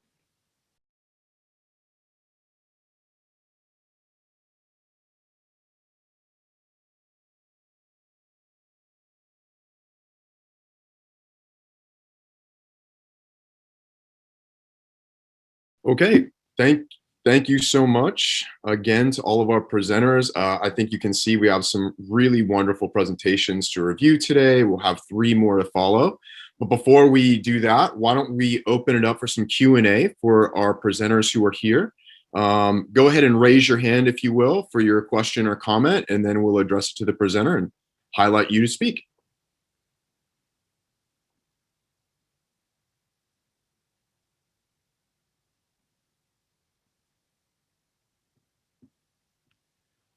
While we are waiting, I will ask the first question, as usually has to happen. I'll encourage students and others to jump in with their own here in a moment. So my first question is actually for Anthony. So first of all, great presentation, man. I really enjoyed it. I think you did an excellent job, as I said in the chat. I'm wondering, and this is something that we've been talking about in our classes for students that are here, what potential do you see for cross-racial solidarity? So between Asian American and Latinx or African American folks, when it comes to public health issues, including and beyond COVID. So in other words, what sort of potential for solidarity building do you see in the sort of terrain of public health, healthcare, COVID, as one of the potential solutions to the problems that you're addressing? Thank you for the question. I think when it comes to the issues that Asian Americans face, it's something that's indicative of a much bigger thing. Problems that minorities face is something that not just Asians face, it's just all minorities in America. And I think that's something that I tried to hit on with the model minority myth, that a lot of times Asian Americans are pitted against other minorities. And so it's one thing that I like to highlight and something that I would like for us to distance ourselves from.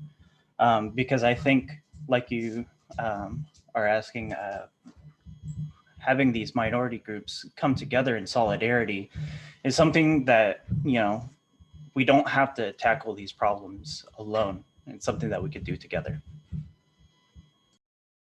Thank you, Anthony. And again, I want to just sort of reiterate to everyone that this is very chill right now, right? So we can be chill. You don't have to be too nervous. Like students in terms of asking questions, y'all in terms of answering them, right? We're literally just getting together to celebrate the work of students doing this really important research. And we want to give y'all some practice in a conference environment with one another, right? But that doesn't mean I'm just sitting here blowing smoke up your ear, right? Like I really mean everything I'm saying. But I just want to take some of the nervousness out of the room, you know what I mean? And I see already some hands going up for questions. So everyone just chill, fam. This is normal talk for us, y'all. It's recorded, but we're not going to do anything too crazy, right? So thank you. Neva, thank you so much for jumping in with a question. Do you want to go ahead? Yeah, absolutely. Well, first and foremost, thank you all for your presentations. I think you mentioned one person can't be here. So I was watching all of your presentations and trying to take notes as much as possible. This is a bit of a larger, broader question, but I'm curious if you see what the future is going to look like as these identity groups, the lines between them become more and more blurred in, for example, the United States. Living here in San Jose, we have different groups of people who, at this point, like a lot of my family are not just Latinx or Asian, they're both. They're not just Black or Asian, they're both, How do you think that sort of, trying to figure out how to exactly phrase my question, but how do you think that's going to shift things? How do you think that's going to change things, as we find it harder and harder to kind of categorize people into specific groups? It sounds like this is addressed to Anthony, but it also seems like Jesse has some responses as well. I see him nodding, so I'll invite either of them to jump in with some responses. I can go first. So this is coincidentally also part of a research paper I just finished. One question is we need to suspend our beliefs about these particular groups. And what I mean by suspension, with rural communities specifically, there's this belief either they're culturally backwards or that they're this heartland of America and moral values. The problem with those beliefs, or any kind of putting somebody into a box, is that limits and corners them into a specific way of growing into the future. So if we're able to suspend those to allow these groups to be free to develop and adapt as they deem fit, they're not only going to be able to grow and thrive into the modern world, but they're also able to express themselves and embrace their differences, because they're saying this is how we're different, rather than someone else saying you're different because you're different from this perspective. Do you want to jump in with any of this, Anthony, or anyone else from? I know we have some other group presenters from Nasmeen's group in the room. So if any of you want to jump in as well, raise your hand and we'll let you in. Anthony, do you have a response at all? I don't have a particular. Cool. Thank you, Nava. Excellent question. Any other questions from our audience for our presenters?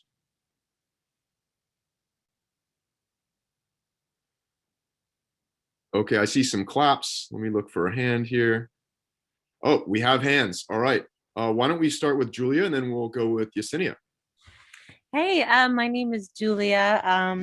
I actually work for San Jose State as a writer in the Strategic Communications Office, and I've had the chance to meet Bill a couple times and learn about the Human Rights Institute. So hi, I'm kind of peeking in because I'm doing some reporting about COVID, and I was really excited to see some of the topics in your research. So one question I have for you guys, I was really impressed with all your work, by the way. I recently interviewed a philosophy professor about this concept of immunoprivilege and vaccine passports. And I'm trying to figure out, like, what's the best way to accurately report on what this is. So I'd be really interested to hear from you, as well as anyone else in this class who may be studying these topics. Like, what do you think, like, to what extent does like privilege play into vaccine distribution, things like that? And thank you. I'll invite our presenters to jump in. Anthony or Jesse, would you like to jump in? I have a response as well.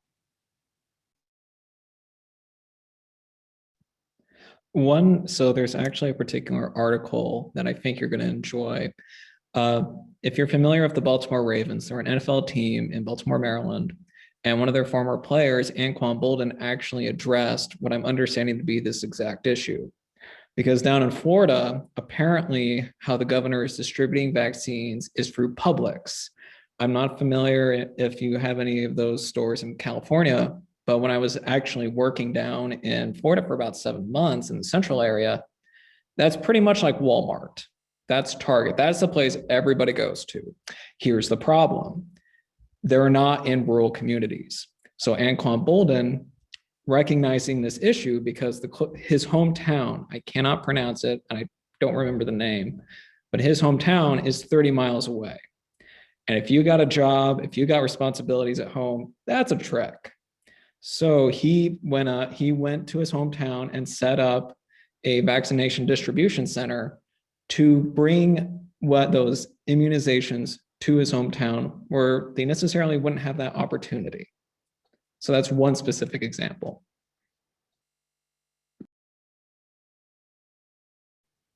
I'll jump in as well if no one else wants to jump in yet. So from a sort of international legal perspective and a human rights perspective, Julie, these are pretty serious issues, as you can imagine. I don't want to take up too much time, but I would just say that on the front end, the issue of the inequality, in other words, the unequal access to vaccines across the world, is hugely problematic. And it's problematic for a number of reasons.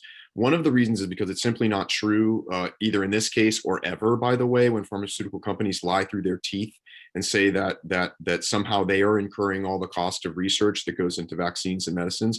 That is abundantly untrue. Right, that is actually a great deal of taxpayer money, not just from the United States, but other countries as well, contributed to all of the vaccine models that are available now through the public sector. So that is a huge issue in terms of propriety. And it should not be a shock to anyone in this room who's ever been with me for me to say that this is largely an issue of capital, right? This is largely an issue of attempting to privatize and draw profit from the new dependence on vaccines that is now being created. What many people are just now coming around to as well is these are not permanent vaccines. These are conditions under COVID virus where it's very likely that folks, to remain safe, if you will have to get repeat doses of these vaccines from these companies. You can imagine what that means to the companies in terms of a long-term profit chain, right? And so it is an international market that these companies are attempting to protect. But as has been mentioned by our presenters, that protection flies directly in the face of the actual medical science, which suggests that even in the most self-serving ways, in the sense that none of us wants to get sick and fall ill, as the student said, we actually need full global vaccination to reach, significant herd immunity to where those dangers are behind us in some sort of controllable way. So that's the front end issue. The back end issue of the vaccine passports, the United Nations and other international bodies have been very clear about standing against that. And the reason is because of everything I just said, right? Because it's an impossibly unfair terrain. And you can imagine what that then creates when you have like the wealthy nations that are vaccinating all their people, and they can go wherever they want to do what they want, these sorts of things. And then it'll be the world's poor and dispossessed and in rural communities and in other, third world communities and elsewhere that, right, that's going to be an issue. So I apologize for taking time. I really wanted to respect your question, because it's a great one. But with that, let me go to our next question. Yesenia, would you like to jump in? Yeah, so my question's for Anthony, and I really liked everybody's presentations. I think they all have a very important role that we should learn about. In your presentation, you do mention accountability in government and politics. So I just kind of wanted to see if you could give an example of, how would we actually hold these people accountable? Hi, Yesenia. Thank you for your question. I think one really big example that I've seen where people want to hold government officials accountable is when Donald Trump was asked to denounce white supremacy. I can't exactly remember when this was. I think this is when he was running for re-election. But it's something that a lot of people noted that he didn't outright denounce. He didn't say, this is wrong.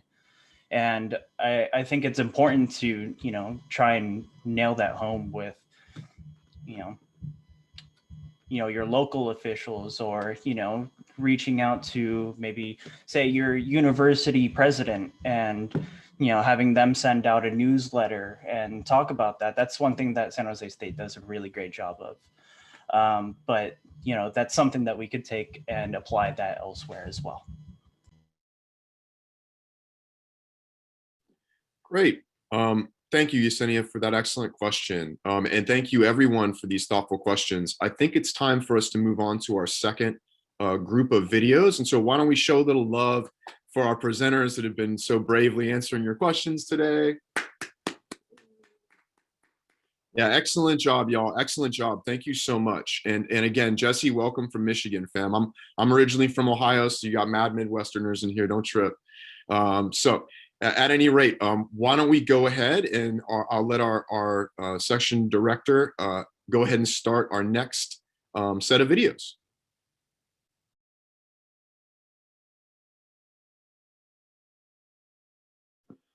Okay. This was another excellent round of presentations. I want to first of all thank everyone for putting all this work into your videos, into your research, into the presentations for all of us. It really makes this really enjoyable. And in fact, y'all, I kind of wish that our professional presentations went like this, because when we're in these videos, then all the old professor types don't drone on and on and on and on. So this is way more fun to be in here with some younger folks that are a little more to the point, and we have kind of a different scene going on. So hopefully everyone appreciates that efficiency and our ability to appreciate everyone's work. So I want to go ahead and invite our presenters kind of onto the floor, if you will. I want to invite folks to ask questions of our presenters. And a couple of things I want to say just very quickly is that let's remember that again, we have groups here in many cases. So though the questions might be addressed at one or other presenter, I want to remember that it's groups of students that put all this work into these presentations, these research projects, and we want to, you know, show respect and love to the whole group, right? So really excellent job to folks who put in work on these, and so let's go to our questions and shut me up for a minute. Nava, I saw your hand up first, and then I think we have another question from Yesenia. Hi. Sorry for talking all the time. I guess I'll try to keep mine really to the point. My apologies, I don't remember which group was the one that presented this, but it was during the presentation where it was talking about how AI and algorithms are determining everything from human interactions, dating, and stuff like that to policing. One of the conclusions to that presentation was advocating for the hiring of people of color in the workplaces of the people that design a lot of these algorithms. And I guess my question was if you felt that that was sufficient to fully combat the issues that were being presented by having algorithms dominate everything, especially policing, because I mean, well, I'll leave it at that. I think it's a matter of that's not the only means of finding a solution. I think inclusiveness is a solution to this like big problem. We only were able to write on one because the teacher said to cut it, our professor had to cut it a bit short on solution wise. But having inclusiveness and having people of color partake in like these types and like partake in creating the algorithms that work for policing is effective because they're going to become more aware of the indisparities that do come about because of these algorithms. I think that's just one of these solutions out of the many that could happen, you know? Thank you very much for the thoughtful question and response. Yesenia, would you like to jump in with your question? Yes, so I think my question is for Evelyn. In your call to action, you mentioned after school programs. So I was just wondering if you could kind of expand on like, what would these programs entail? Would they be more like academically focused or like sports or both? Hi, thank you. So the main thing when I was doing my research was that researchers found that after school programs can be beneficial for kids who don't necessarily want to like try out for the soccer team or whatnot. So they can sign up for after school programs. And the main thing is to ensure that these programs are educating the kids on how they can be physically active, like just kind of encouraging healthy lifestyles, nutrition, all of that without like, it's more so for kids who don't necessarily want to join a sports team. Like after school programs still provide them access to the information they need to like live healthier lifestyles. Excellent. Thank you so much. Jesse has our next question. Go ahead, Jesse. Hello, again, great job to all of you. For the AI group, I'm curious, you mentioned how the AI can influence elections. Did you find any information on how has it influenced attitudes towards COVID-19 and or any of the vaccines? We specifically didn't focus on COVID-19. We were told to focus on just like topics of our own, general topics of AI throughout just everyday life. We weren't told to specifically focus on COVID.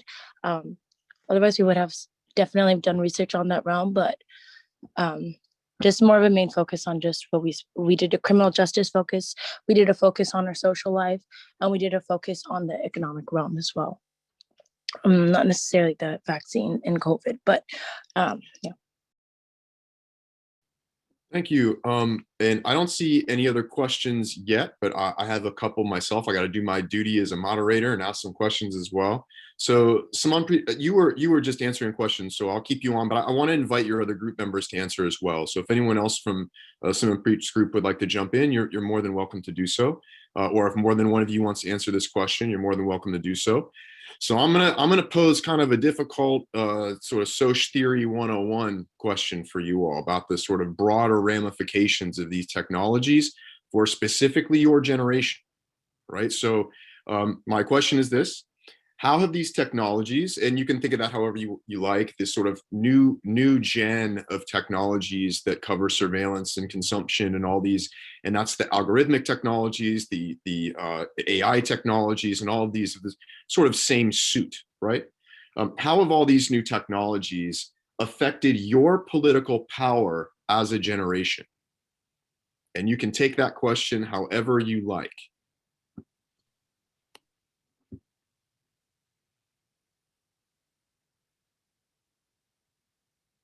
Okay, so I can Go ahead. the one way that I've noticed in my research how algorithms and artificial intelligence has influenced us politically has been within like social media, especially on fake news.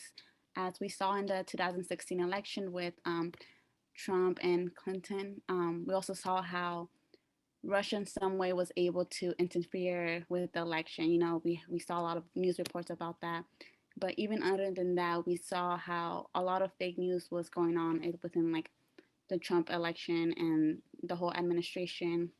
And so this would influence like people on Facebook will look on, you know, this app just to find your basic information, your basic news, and they'll find like fake news. And of course, you don't know it's fake news because at that time, Facebook didn't flag it. You know, there was no option to like to test if it was like actually valuable information. So I think that's one way it has influence because we're so easily on social media all the time and we're eager to find anything that's easily accessible. So like we see something on Facebook and we just believe it, you know, and sometimes you don't have the time to go do your own research. So I think that's one way, but yeah. Anyone else like to jump in on this question? So by the way, at this point, y'all, I have one or two more questions for our panelists, but we have a few minutes before we close. So what we like to do in these kinds of presentations is then allow for some just organic discussion at the end. So kind of free form, anyone can jump in, anyone can comment, anyone can ask questions. I just want to make sure we can wrap up with a cool, you know, engaging few minutes before we run off for our final session.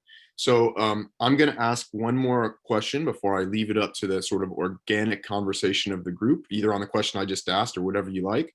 So Hufsa, you haven't taken a question yet. I actually had a question about your research. So I know you said that this was not statistically significant. However, I thought it was really interesting how you said, and I'd heard some of this data before through some other articles, about how of all of the employment categories, it was actually medical employees largely who were showing some resistance to getting the vaccine. Oh, is Hufsa not with us? Oh, I'm sorry. So my apologies. Hufsa's not with us today, but I'll pose the question as well, right, for the recording or for the rest of the group.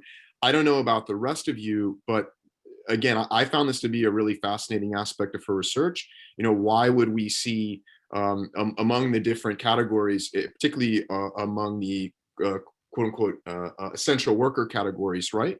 Why would we see the medical grouping so distrustful of the vaccine? So I just found that to be a really interesting finding of hers. So I'll just open it up now for any other questions for panelists, any other points of conversation that you wanted to draw out from the presentations, and we'll wrap after a few minutes of that.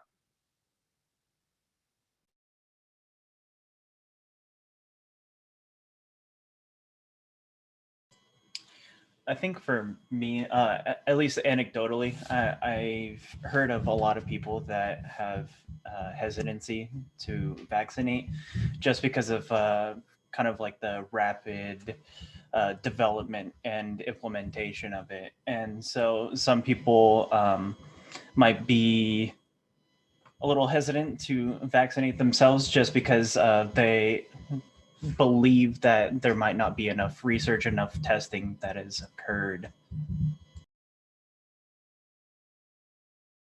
And yeah, I agree. Oh, go Evelyn. Sorry, Jesse.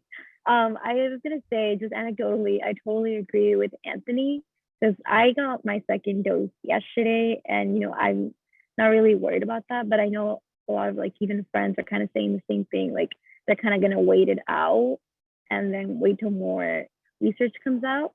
So I've definitely heard something to that extent as well. And exactly building off that, Evelyn, is like, I'm in Michigan, and by the way, go Ohio State. That might be heresy, but I'm saying that. But here we're pretty much leading the nation in pretty much every single county except for maybe one and maybe New York. And I think another part of this is I think there has been some fumbling in the promotion of COVID-19 and understand literature and CDC guidelines. And I think there's also kind of a fatigue, a quarantine fatigue going on of now we have to do something else again. It's been a year. When is this going to end?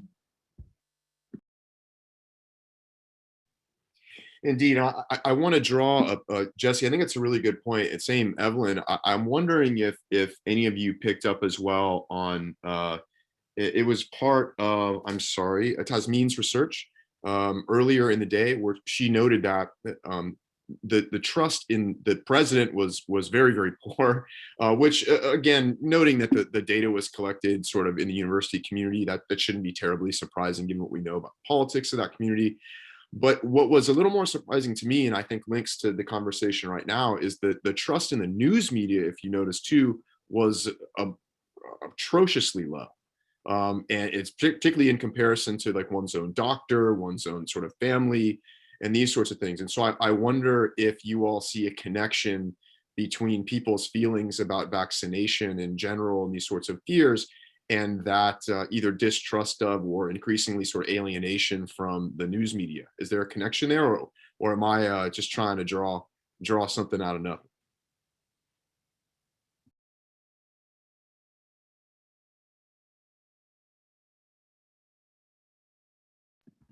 I don't think you're necessarily drawing something out of nothing. I think that's part of the valid point, is somewhat like we have party polarization where we have kind of a lack of communication now between the political parties. I think we're seeing the same distrust in the news media of, okay, MSNBC is going to lean this way, Fox is going to lean that way. We have no idea what CNN's doing anymore. And I think that's kind of the attitude is, I think people are growing into more of, I'm going to trust the people I know I can trust. And if the news media is not involved in that, that means I'm going to watch it even less.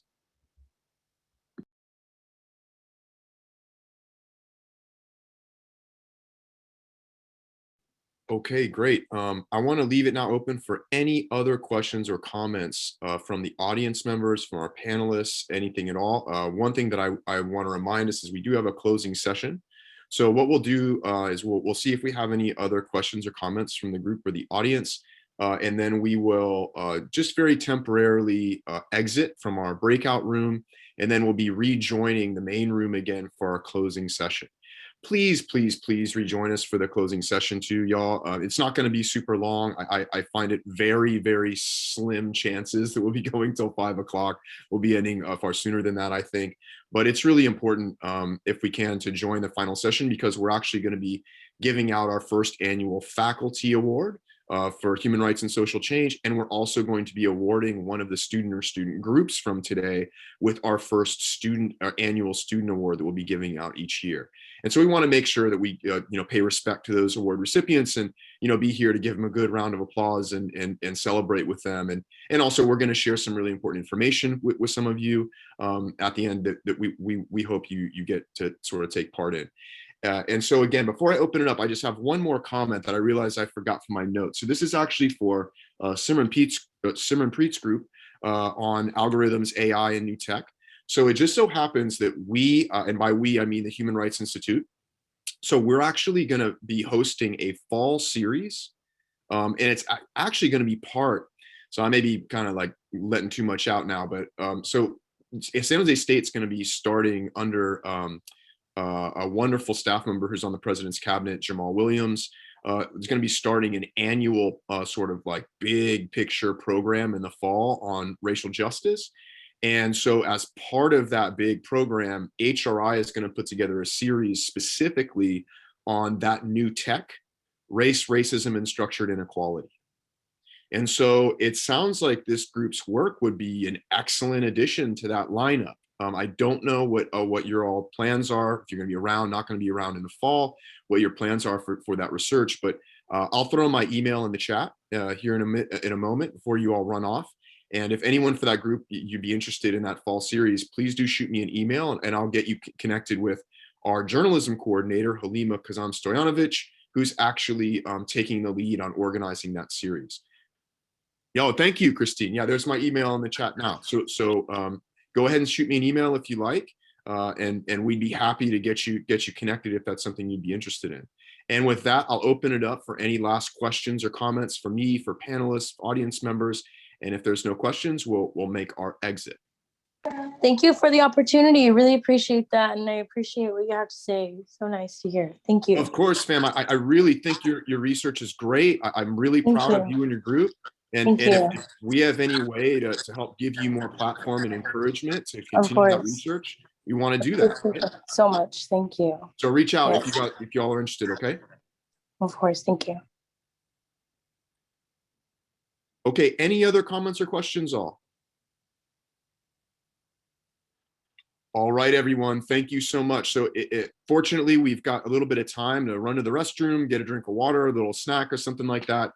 Please do rejoin us in the main room for the closing session at 4:15. And so I'll let you go now and I'll see you all again in a few minutes.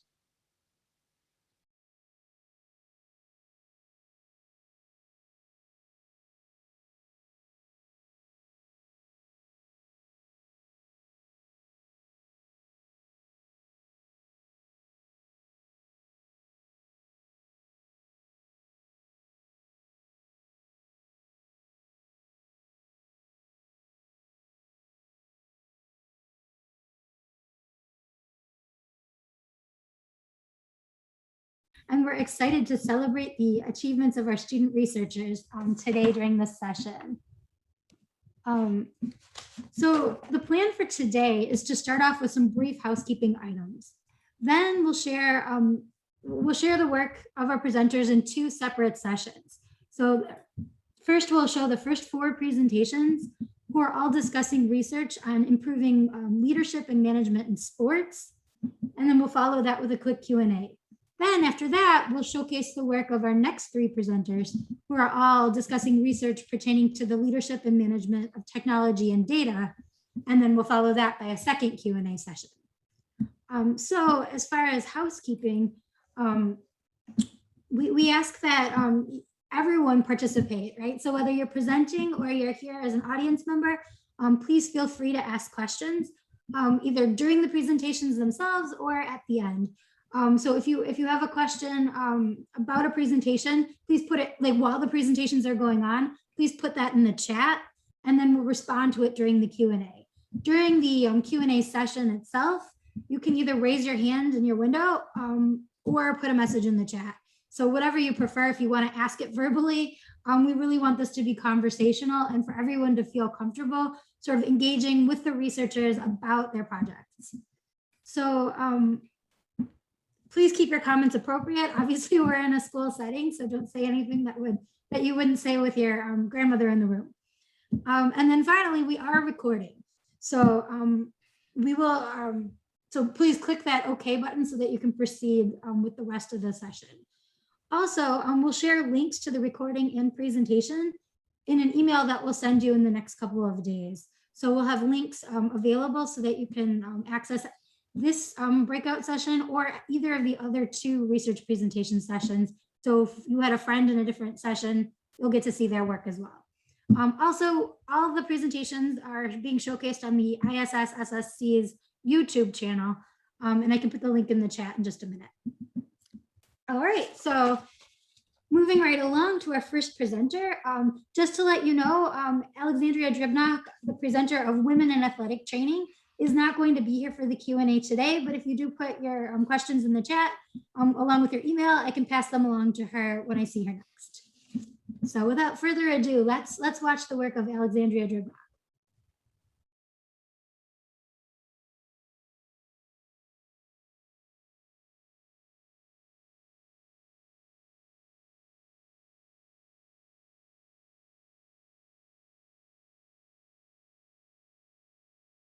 Thanks, and we'll move then to our next presentation, which is brought to us by Megan Green, and it is entitled Supporting Female Athletes Who Bring Forward Abuse Allegations.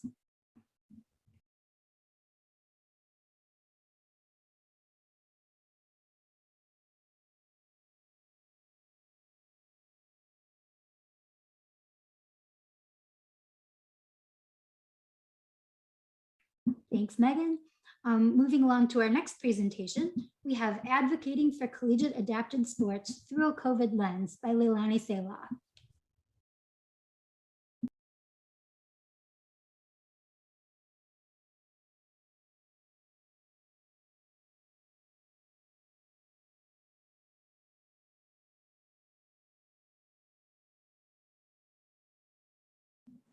Thanks, Leilani.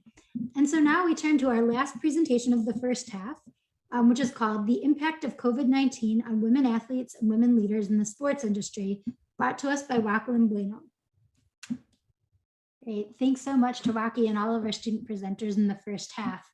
I'd like to welcome the presenters that we just saw to the spotlight. So if we could have everyone spotlighted to help, or so that we can see who we're talking to in the Q&A. And then I'd just like to encourage the audience to go ahead and raise your hand if you have a question, or just pop it in the chat.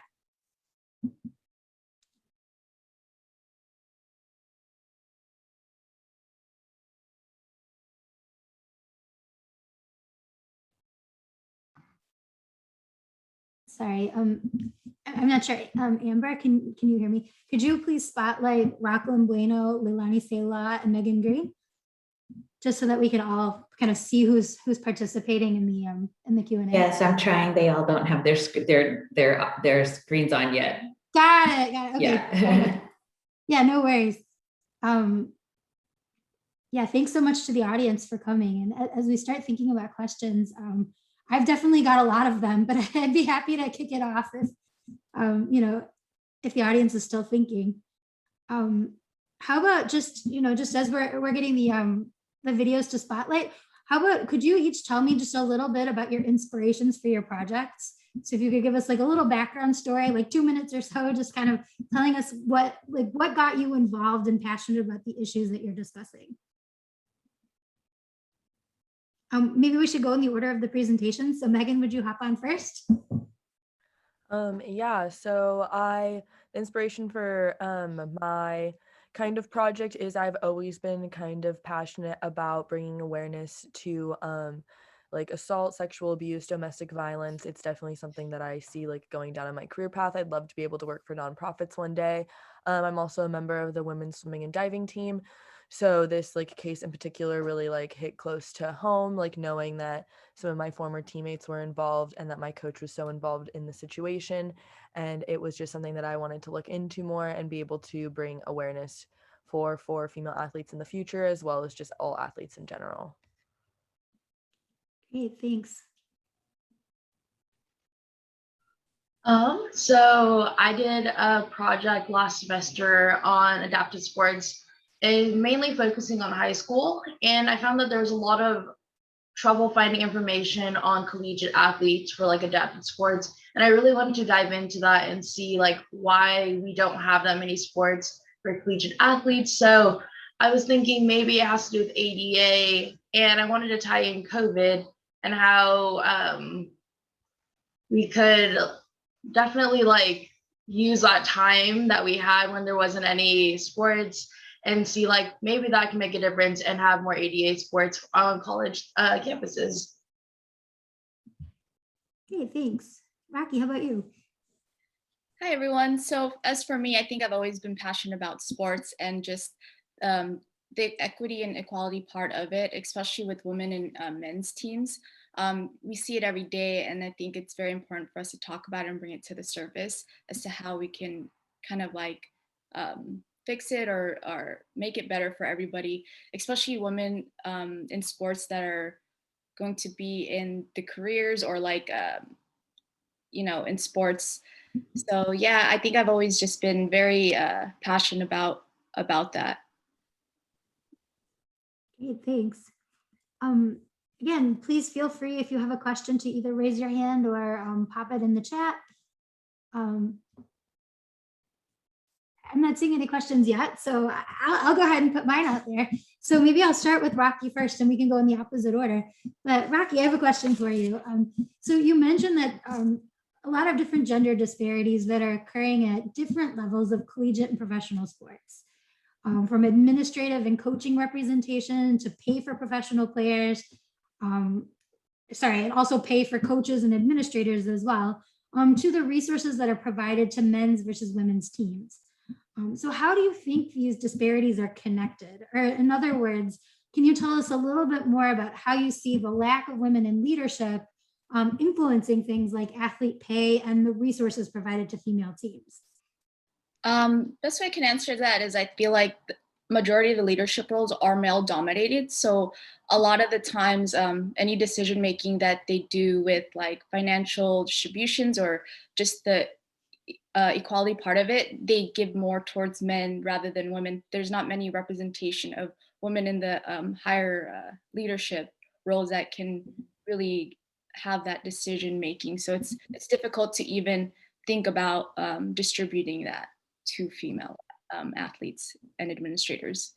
I think there's a lack of imbalance also to like access that higher leadership role, just because it's majority of men that have that role. Sure. Yeah. I mean, and we could always come back and talk about some of the solutions for that, but we'll put that thought on hold, right? Like, how do we get more women in leadership? But as you think about that, let me turn to Megan and ask, you're a student athlete. So how much training did you personally receive about the therapy that you should expect when you go in the training room? And then sort of like second part of the question, besides trigger point therapy, what other topics would you like to see like new training for student athletes to cover?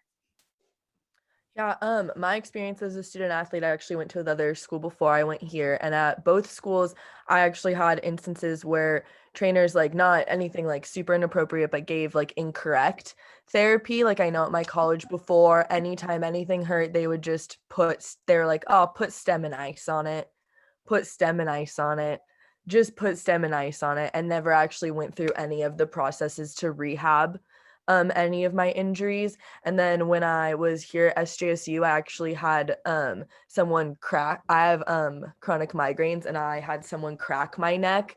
And just like cracking of necks is kind of something a chiropractor should do. It's not even something that an athletic trainer would have the training to do. And so it actually ended up hurting my neck because it got cracked incorrectly, and no one should have cracked my neck. And so, I think it's just really important to have trainings on almost anything that could possibly happen. Like, I think that ideally for me, I think what would make it the best is to have like a booklet, and it just has any kind of training in it. And so that way, before a trainer presents like, okay, so this is what you said is wrong, I think that you should have this kind of treatment done, they could open the booklet and there's a written explanation along with pictures or graphics that could be like, this is what I'm going to do, this is how it's going to go, and this is why I'm doing it. So you're telling me that your neck hurts, so this is why I'm going to manipulate your neck in this way, instead of just being like, okay, your neck hurts, let me do something without like telling you before. Yeah, I like that idea about informed consent, kind of, but in a training setting. Yeah, because I think a lot of trainers just assume that you don't know, which is true. Like, if you're not a kinesiology major or you're not going down those kind of routes, you probably don't know a lot about different muscle groups. You probably don't know. I mean, I don't, and I've been an athlete my whole life. And so I think it's just really being upfront and very transparent with people, so that way you don't end up with discrepancies where people are like, I didn't want that done, and now it was done. Like, it doesn't even have to be something that goes along the lines of what happened with Scott Shaw, which is obviously like very severe and like sexual abuse. It could just be, I wouldn't have asked you to do that, and I should have been informed of what was happening. Sure, absolutely. I think that's a great idea. And Leilani, I have a question for you as well. So you gave us this incredibly powerful example of a light switch being one of the ADA compliance standards that's changed between the 1991 version and the 2010 version of the ADA. Can you give us other examples of how a sports facility's failure to meet the new 2010 standards could make it harder for adaptive sports athletes to fully participate? Because remember, just for the audience too, I think, remember, athletes need to use the training room. They need to use the conference rooms. They need to use the whole facility, not just the playing field. So I think you raise a really good point. Could you just give us a couple more examples of things that have changed? Of course. So you could even think about, before even getting into a stadium, think about the parking lot, Is there handicap parking available? Is there ramps to get into the stadium? So it's even something like that, like they could change the height of a step. And you may not think it's a big difference to you, but it is a big difference for others. And it's even just, is there any ramps to get to my seat? Are there any ramps to get to the locker room? Any of that. And those are all changes in the 2010 ADA. And that's something like a little ramp. You wouldn't think that's a big difference, but it is. And elevators. So a lot of elevators, they always say they're broken, or they may seem like they're really run down. And if you personally wouldn't trust going in there, think about all the people who have no option to use that elevator. So those are just a few examples. There's definitely a lot more. And a lot of the times we don't realize what we take for granted. And it could be literally anything. There's so many changes. But I definitely encourage a lot of people to look into that and see how many that you could point out just from going to any sports stadium or even your college campus. Thanks so much. We have a question from Brandon in the chat. And so this will actually go out to each of you in turn. And so maybe I'll start with Megan this time, and then Rocky, and then Leilani. And then we'll transfer to our next set of presenters. But the question is, what was the most interesting finding or piece of information from your research that you'd like to highlight for us? So any facts, events, or history that you learned of that really stood out to you? So Megan, could you shed some light on that for us? Yeah, I think the best thing that I found out through my research is actually while I was working on the project, like I said in the thing, they did create a conclusion for the CSU investigation, and Scott Shaw, as well as the school, was found guilty of misconduct. And I do think like that is obviously the best start, is admitting that you did something wrong and that there was something that happened in the situation that is wrong. And then also that the university is putting into place these new policies. I think they're very long overdue. And I definitely think that it is a win that we are going to have these new procedures in place to hopefully prevent anything like this from happening again. And obviously, like, they should have been in place the first time, and none of this should have happened. It shouldn't have drug out 10 years. But I think it's very exciting and comforting to know that they finally are taking steps in the right direction to have justice for all of those girls, as well as just protect their future athletes. Yeah, thanks. That is a really important piece of information right there. Rocky, how about you? What was the most interesting thing that you've learned? One of the things I'd like to highlight in my presentation is just how much work that they needed to do to change something. For example, the NCAA women's tournament, basically one of the players had to take a picture and tweet it out or send it to social media in order for them to even take a look at it or do changes for that. And I don't think it should have gone that far. And I think that basically, if you really want change, you just need to keep pushing for it. Also, the US soccer women's team, how their pay was very unequal to the men's. And so they would protest and like just write and fight for that. Like, I think just being able to do that and make changes is very important. Yeah, I think thank you for shining a light on the amount of effort that goes in to affect social change. I think that's one of the dominant themes of this conference, is just that it takes a lot of work to stand up for human rights and social change, but it's definitely worth the effort. Thanks. Leilani, how about you? What was the most interesting piece of information that you came across? Yeah, the most interesting piece of information I came across is the 1991 and the 2010 guidelines. I just think it's so crazy that you don't have to like update your facilities. And that's just like a 10-year gap of differences. And just going back to like the light switch and just thinking how if you put your arms up and try to reach a light switch from sitting down, just imagine like 6 inches higher. I just think it's super crazy that you don't have to change it. And there's loopholes, even though there's ADA, there's loopholes and everything. And that just really stood out to me because 1990s it's super different. And we're in like the 20s now. And Yeah, I just thought it was a really big eye opener for me. And I honestly just learned that too. So I thought it was crazy. Yeah. Thank you for calling that to our attention too, right? Like the fact that all these buildings are like complying with 30-year-old standards, and yet, so many people are struggling just for access to the facilities that we take for granted every day. Thanks so much. Let's transition to our second half of the presentation session.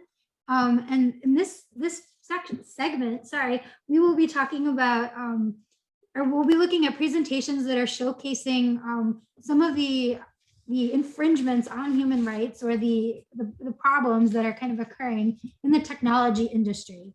So first up, we have a presentation by Cesar Gonzalez, Alfredo Ramirez, Christina Turnstall, and Brandon Chan, entitled "A Facade: The Reality of Search Engines."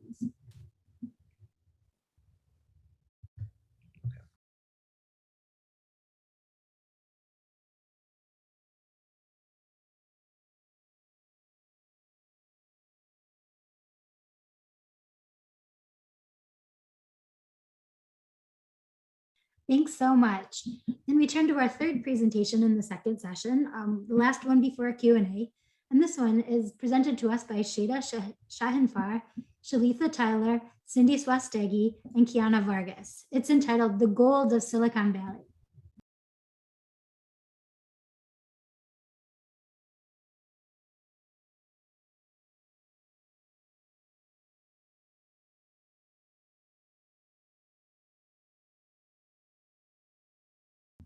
All right, thank you so much to our presenters. For this segment of the Q&A, since there are 12 students, we won't spotlight them all because then it will be hard to even determine who's speaking. So I'll just ask the questions, and then if you want to be the one to respond, please just turn your video on, and that will signal to Amber that you are the person to be, that will be responding. So I think I'll start off, since I don't see any questions in the chat yet. I'll just kick it off with the same question that we asked our first presenters initially. And that was simply, what got you interested in this topic, and why did you choose to focus on it for this conference? So I'll start with the first group that presented, and that was Cesar, Alfredo, Christina, and Brandon. If one of you guys could just kind of share some insights as to how you got interested in the topic of technology and privacy rights, we'd appreciate that.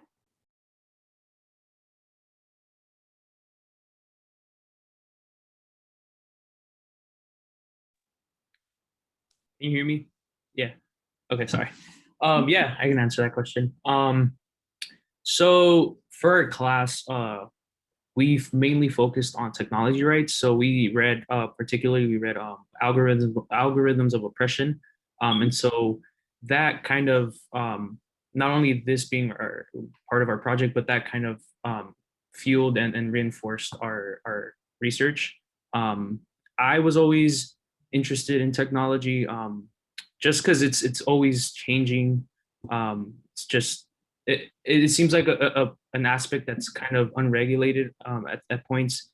It's always changing, and I feel like that is a frontier on human rights, something new that human rights should tackle more better. But yeah, that was personally. I don't know if Brandon wants to add anything else. Sure, yeah, we'll turn it over to Brandon.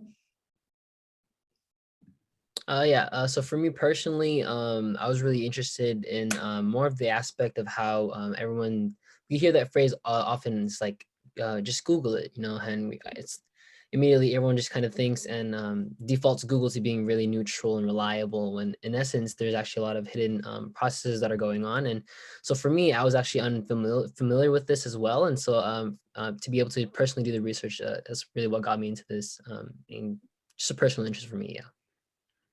Great, thanks. Anyone else from the first group want to chime in there? Okay, we'll turn it over to the second group. So Kay, Clelia, Jesse, and Loida Rosa. Could you share a little bit about your how your interests developed in this topic? Yeah, so like previous group said, we were focusing on privacy rights and digital collection and data, all that in class. And I think what was really interesting for our topic is if you're not in tech companies, you don't really know what's being collected, it's not common knowledge what we are giving to companies or what they're taking from us. And then I just think it's underknown how valuable privacy is and how willing companies are to sell our data for profit to change us from the consumer to the product. So if anyone else has anything. Yeah, thanks. I think that's a really important insight.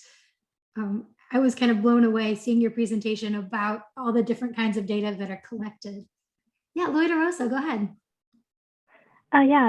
Just to add on to what Clelia was saying, like, I think it's really alarming to learn about how companies are so ruthless in packaging and selling our data without us knowing. And I think it's really alarming too, because there's so many different modes that they're being collected. So for instance, through add-ons, browser add-ons, even antivirus programs, phone trackers, and our apps. Like, I think it's really suspicious how the process isn't really necessarily transparent. And a lot of the times it's hidden in terms of services. So we don't really know what's going on unless we actually read through them, and they're actually like really lengthy. So, yeah. Sure, thank you so much. Anyone else from the second group that wants to chime in? Okay, then we'll turn to our third group. So Shada, Kiana, Shalitha, and Cindy. How did you guys get interested in this topic? Hi, I'm Shada. So we got interested kind of similar to everybody else, just from the course and the Algorithms of Oppression book, but our presentation was unique since it showcased 5 specific companies. And we've gotten a little bit further in our research now, and we've done surveys and interviews with experts showed us these 5 companies, such a monopoly, and it's just been really interesting, and we're glad we could do it. Yeah, thank you so much. We're cutting out there a little bit, Shada. So if you have anything else to add, please put it in the chat so that we can get your full thought there. But thanks so much. Yeah, I like the focus on the 5 companies because they do dominate technology, in a lot of senses, right? In terms of directing traffic and producing content and, making profits. So those are really important companies to focus on. Anyone else from the third group like to chime in? Okay, and then just a quick reminder to everyone in the audience, please go ahead and put your questions for these groups in the chat. Since I'm still not seeing any yet, then I'm going to go ahead and just ask some of the questions that I have. And I think I'll stick with the same order of the presentations just because having large groups, I think it'll just make it a little more coherent. So talking to the first group, Cesar, Alfredo, Christina, and Brandon, you make a very important point that search engines are biased to favor the websites that pay them to increase their exposure. And this often leads to sites with misinformation getting more hits. You mentioned that Google does not conduct background checks on the groups promoting a page or review the content being published or promoted. And you also mentioned that there are culturally situated search engines like blackbirdhome.com and Jugal and jugottit.com, which are capable of eliminating stereotypes and discriminative suggestions. So I'm just really interested in this idea that these different search engines are able to kind of overcome that algorithmic bias. And I was just wondering if you could explain a little bit more about how they work. So are they using different algorithms altogether to determine which pages get displayed first? Or are they vetting the information on the sites that they return in the search? Like, how are they getting that done? So if you guys could shed a little bit of light on that, that would be really helpful.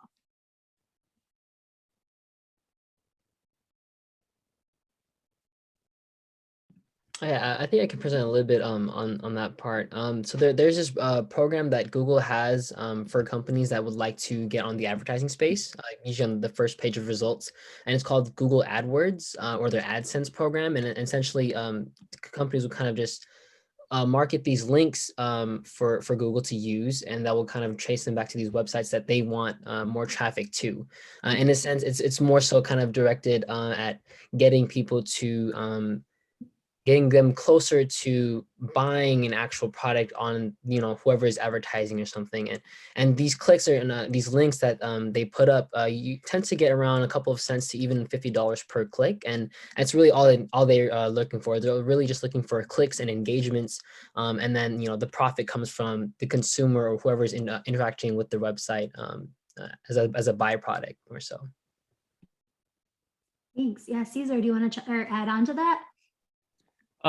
Yeah, I just say like compared to other search engines like DuckDuckGo, from what I've investigated, their main thing is not to collect your data, your personal data, because that's their main thing. Because they know that Google search collects your personal data, and that in turn is given to advertisers, and a lot of ads are based on whatever they collect. So their main concern is to not create and use your digital trace, which is basically whatever you're looking for, whatever things you're searching up. They don't trace that at all. So that's one of their main things that they have. Yeah, that sounds like an important asset for sure. Yeah. Sorry, Christina, could you go ahead? Can you guys hear me? Okay, well, personally, I liked Tor the most, even though it was slow. It was the privacy and how you can add it onto your whatever search engine. So I could just add it to Safari. I could add it to my Google, like just very convenient. Also, like blackbirdhome.com and You Got It, they were like focusing on that specific race or that specific religion or group of people. So it's kind of like a safe place where African American based search engine or like a Jewish search engine. So just the ranking of information and the information was given was not as biased or discriminative as you will find on Google, where you have very conservative articles, you have liberal articles, and you know how Yahoo is more liberal, yet another different search engine is more conservative. So it just gave you a different option to look at it from a political scope more as a racial scope. Sure. Thanks so much for that. I just want to stay up there for 1 second. Leilani has another question for your group. So she thanks you for all of your great presentations and admits that she's not super techie, but she's now going to think twice when it comes to picking a search engine or even just pressing accept to terms and conditions when, she doesn't read them, neither do I, right? Like there's just so much information and it's like information overload, right? But could you guys please repeat which search engines you recommend? Like which ones are less likely to steal your data? Or I would use, I guess with your permission, but without really giving you an alternative? I personally start using DuckDuckGo now, and I use Tor. I also did some research on Brave, which is another one. Those are the three ones that I personally use now. But yeah, I don't know. So I know DuckDuckGo. Sorry, I'm typing them in the chat. Is that correct? DuckDuckGo, yeah. And then you said Tor.com. TOR, yeah, and Brave, like BRAVE. I know Caesar also used one of them too as well. Yeah, I use Startpage is another search engine that you can use as well. Tor as well. I've since researching everything, I've stopped using a lot of like the browsers, so I've switched to Tor. I'm starting using non-commercial search engines. So yeah, Startpage is one. DuckDuckGo. Brandon, do you have any other ones? Personally, I've been using DuckDuckGo and Tor like you two mentioned. To be honest, I kind of branched away from Google myself as well. Great, thanks so much. I think that's super helpful. And then let's turn to a question for the second group. So for Kay, Clelia, Jessia, and Luida Rosa, I find the idea of deep fakes really fascinating. And you guys did such a great job of explaining how deep fakes of users who have really large followings can be dangerous. Like, for example, you mentioned falsified political videos, the dissemination of false information, and the undermining of public trust in news information. But it seems like deep fakes of ordinary people could be dangerous as well. Could you tell us some of the nefarious ways that deep fakes might be used of regular people and what some of the potential complications of that could be? Yeah, so first thing that comes to mind is like news stories of like, like scandalous like pedestrian videos of like fake kidnappings or like, different pedestrians just like walking on the street, just doing like, I guess, minor crimes. There are some examples of like deepfakes being used in those scenarios to kind of scandalize something that isn't real. And I feel like it can definitely cause harm for regular people just because it can just cause panic and fear that doesn't necessarily exist. And I feel like right as of now, like deepfakes aren't used heavily just because the technology isn't as advanced. But I feel like in the future, it's going to be a problem for sure because it has so much potential to be dangerous. Like as I mentioned, like falsifying political videos or disseminating false information that can be really harmful.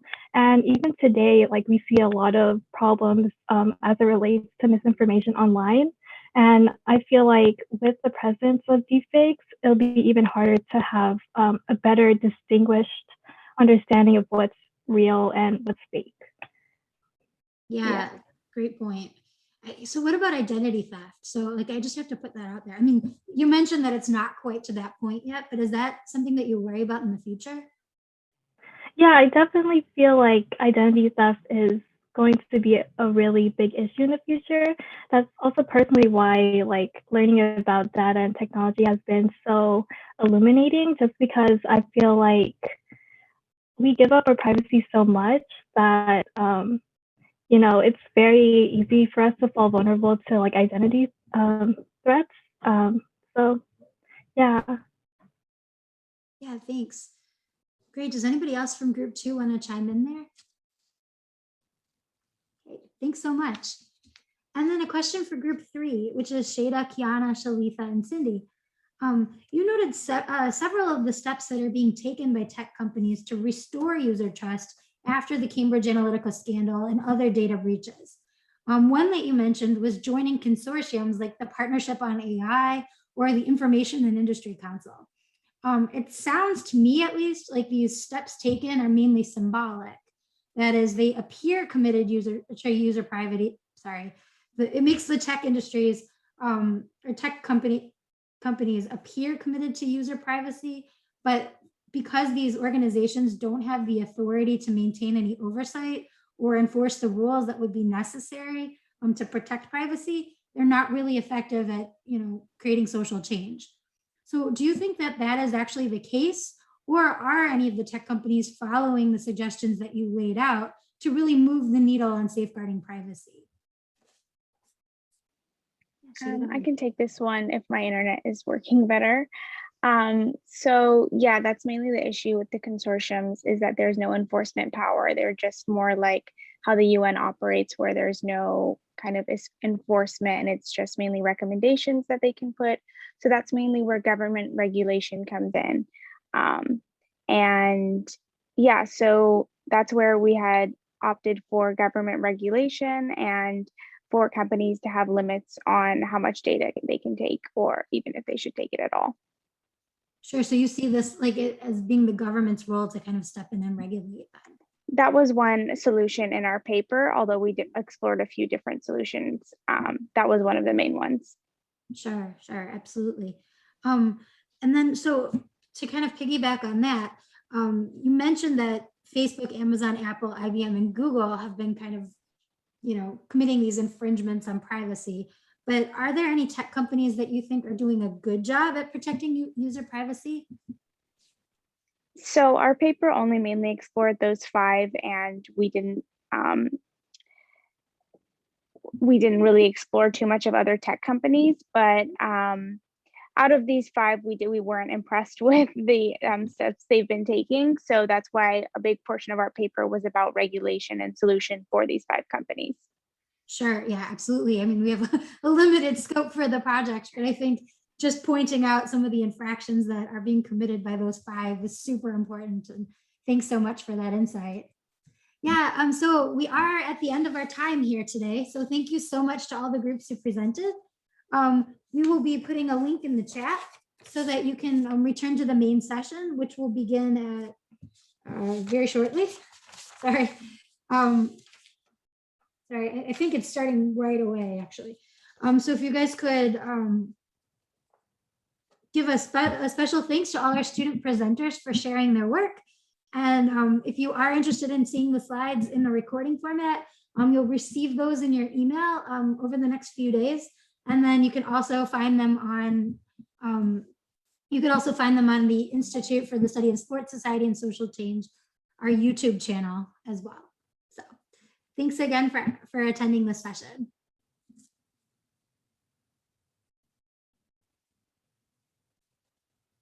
Of these collaborations at SJSU and to benefit all of the students and the communities we serve. Again, we thank you for attending this event and also want to remind you that we are recording this first annual Research Colloquium. And so with that said, we also want you to know that in a day or two, we'll be able to provide all of our attendees a wonderful link to be able to see the recording, hear the amazing keynotes that took place, as well as hear about the amazing research presentations from our students. In addition, housed on the Institute for the Study of Sports, Society, and Social Change YouTube channel, you can see these amazing presentations and learn more about each and every one of our students today. So with that said, I wanted to take a moment because I know some of you went into one session, maybe two, perhaps you session hop, but I wanted to take a moment to hear from our amazing expert moderators to learn a little bit about each session and to also not only learn about the session, but understand that respective thematic area of research. And, you know, what did we learn in those sessions and what can we do next? Almost a call to action. So with that said, I want to welcome Dr. William Armeling to the platform, Dr. Miranda Worthen, as well as Dr. Amy August. And just ask a couple of questions to learn a little bit more about those particular sessions. And so first, in our first breakout room, we talked about mental health and wellness. And so Dr. Worthen, I want to welcome you to the stage and learn a little bit about that particular session. Talk to us a little bit about the theme, some of the areas of research that the students discussed, and what you learned from them. Yeah, this was a great session. Thank you, Akila. This was a session aimed to understand mental health and wellness. And what was interesting is across the different presentations, we also had a theme around one of the populations at risk, which was LGBTQ young adults. And so several of our presentations were identifying the specific both challenges that these populations face. So for example, in athletics and around discrimination, but also experiences that have been different and more severe for bisexual young adults during the COVID-19 pandemic with respect to specific mental health outcomes like depression and anxiety and suicidal ideation. We also learned about some of the opportunities and ways that people are coping with the adverse experiences during the pandemic. We heard a presentation that was looking at self-reported social support, so where people got their social support from. And we also saw data that shared results showing that people who accessed social support through friends or family during the pandemic had less mental health outcomes around depression and anxiety than people who weren't able to utilize those kinds of supports. So we also then had a great conversation about what we plan to do with all the work that's been shared today in terms of the what now, how do we act? And I think taking us back to Marcus's keynote, one of the things that emerged was both the opportunity to continue to collect data and analyze the data we have in order to understand and create new knowledge, and then share that knowledge through manuscripts and presentations, but also this sense of we know enough to act. We know enough to start making a difference now. And so what are the things, Marcus also talked about partnerships and participation, and our students shared about different entities on campus. For example, our counseling and psychological services entity, and also partnerships with student-facing groups like the Block, the Pride Center, Chicanx and Latinx Success Center, and these other institutions that we already have on campus about how they can make use of these data to support the populations that they are oriented to serving, so specifically the student population. And there was also this sense of a real opportunity for us to think about public health and how public health, I like this music, can earn the trust of the public. This sense that trust is not something that public health folks should take for granted, but rather we have to earn that trust. It makes me want to dance, nice and smooth. It was a fantastic session.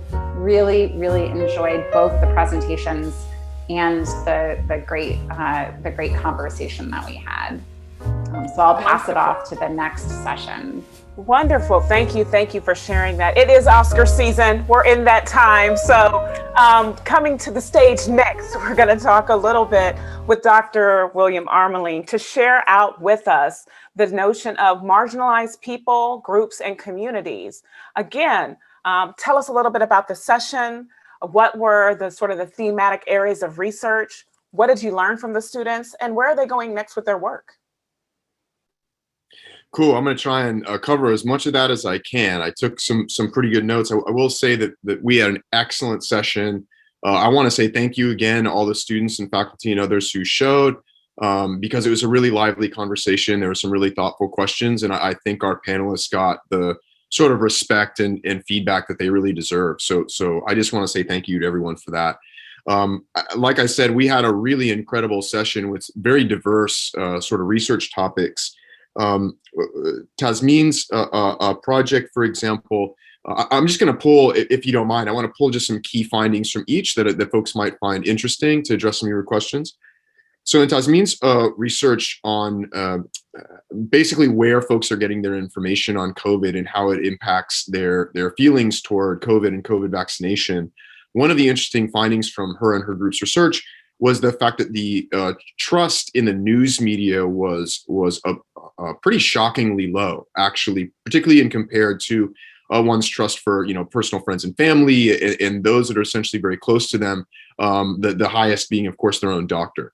And so one of the things we discussed as a group was the impacts of that sort of trust in news media across some of the other issues in the breakout session. We also had a really wonderful presentation from Jesse. And he raised a question that I don't see raised very often. So I found this to be a very interesting research, where he was talking about access and inequalities when it comes to rural populations. And his research I found very interesting, because those of us, so Jesse's in Michigan, and those of us who are in the Bay Area know that the 49ers Stadium has been critical for getting as many people vaccinated as possible. And one of the sort of suggestions of his research is, hey, why can't some of these larger collegiate athletic facilities and some of those larger sort of institutions play a role to get a vaccine more quickly to these rural populations? So we all found that to be a very interesting line of research. We also had Anthony's presentation, where he was able to talk about AAPI hate and this sort of factor when it comes to folks getting vaccines and doing what they need to do to safeguard public health for their communities. And one of the things we discussed was not only sort of the hurdles and challenges to that, but also the chances for solidarity across race and other categories in that struggle, right, for vaccine, for healthcare, to achieve some of these goals. We had an excellent presentation from Evelyn, and one of the things that really popped out from her research was this notion of how the access or the availability of youth sports, first of all, just generally connects to educational inequalities and broader social inequalities, but exacerbates them as well.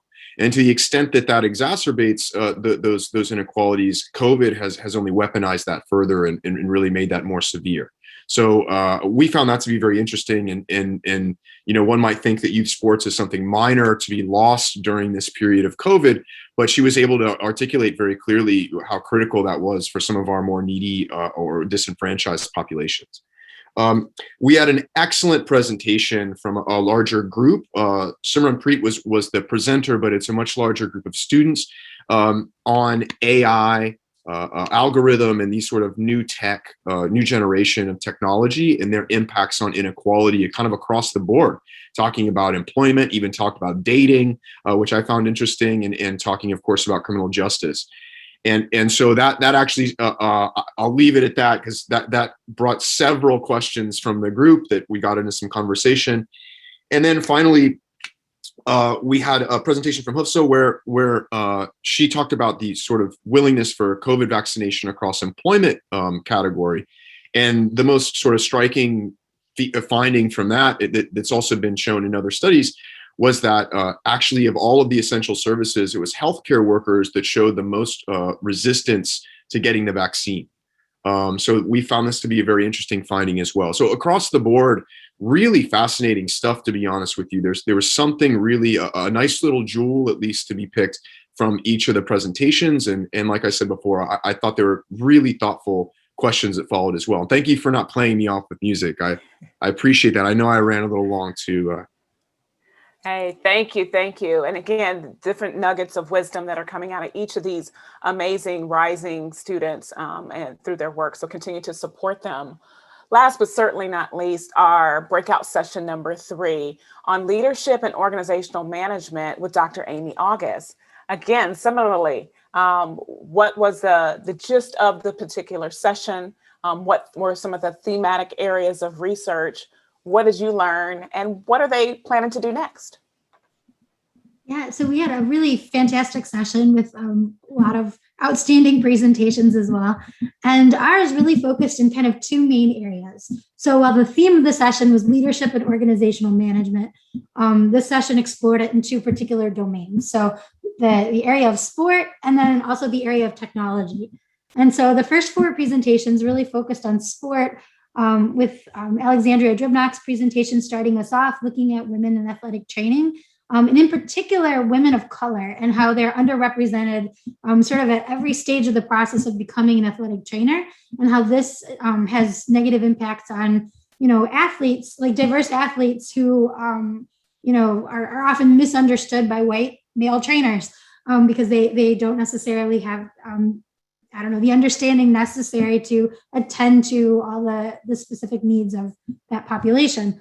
So following that, we had we also kind of had a sort of a mini theme there with some of our presentations focusing on females in sport, and just kind of in different capacities and different jobs within sport. So Megan Green was focusing on supporting female athletes who bring forward abuse allegations. And so she provided a lot of insight into issues with athletic training, and examining the particular case of Scott Shaw at SJSU, and how a lack of training for athletes prior to entering athletic training facilities kind of contributes to this, the ability of abusers to kind of perpetuate the abuse that they've been engaging in. So she proposed a really fantastic idea of providing student athletes with a book of information about what the potential, treatments that they could receive would be. So that was super interesting. I'm going to jump ahead to Rocky's presentation. Rocklyn Bueno presented an awesome talk on the impact of COVID-19 on women athletes and women leaders in the sports industry. And she focused again on a lot of levels of disparity, ranging from women's soccer team at the NCAA championships, how the women's soccer team received so many fewer resources than the men's team did in sort of a parallel competition. And so looking at it from the level of the resources provided to teams, to representation at the highest levels of leadership, and then kind of brought that together by showing how leadership and having a seat at the table really impacts how people are paid and how the resources are distributed.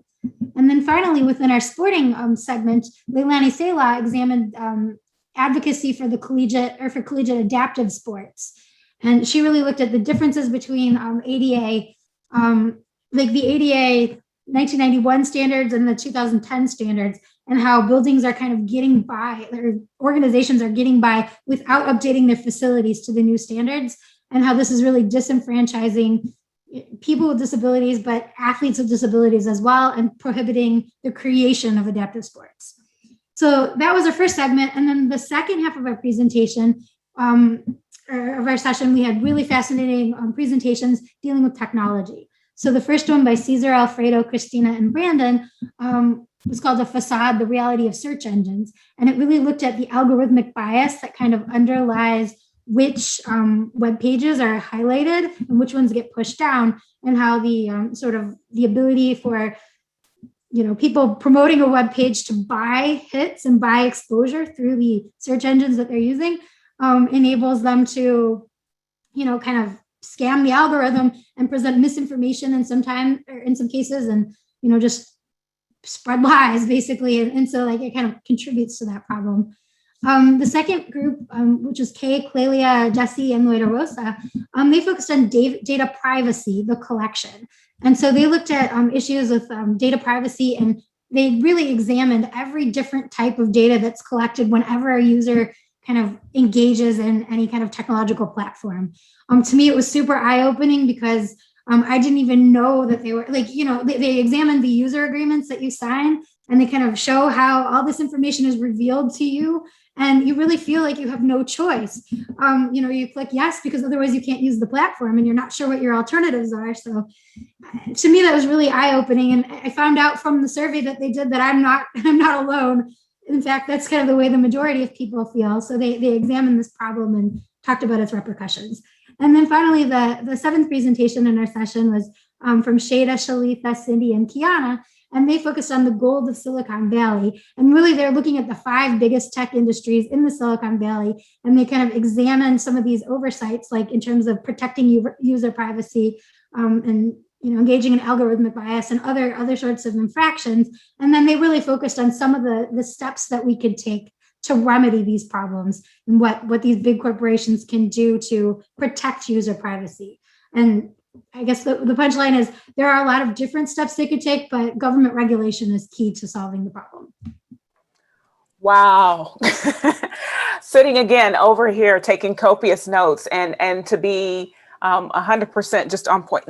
The students are amazing. You all that are out there are amazing, coming with such rich, thoughtful ideas and interests. And again, to Marcus' note, you guys are adding to this body of knowledge. You're filling gaps in these spaces. And so let's keep them encouraged, let's surround them, and keep moving them towards their ability to promote social justice, social change, and again, human rights. So again, if you're interested in each and every one of these presentations, we invite you to go over to the Institute for the Study of Sports, Society, and Social Change YouTube channel, where you can see each of these amazing presentations in their fullness, understand who these young people are, as well as learn about their calls to action. They've got some great ideas, and we need to continue to look into those. So without further ado, I'm going to transition us into our awards and presentations. And so I'd now like to bring back to the stage Dr. Amy August, the Assistant Director for the Institute for the Study of Sports, Society, and Social Change, who will start us off with our awards. Thank you so much, Dr. Carter-Francique.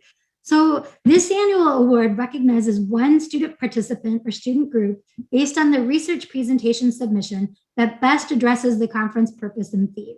So while we do have one winner, who's a clear winner, we also had a number of honorable mention presentations that we just had to share. So our first honorable mention team presents survey results showing that people largely understand that their data is stored forever, but they click agree without reading user agreements. Explaining why privacy matters, they unpack the types of data produced when users go online, show where and how it is collected by tech companies, and tell us what we can do to advocate for protecting user privacy.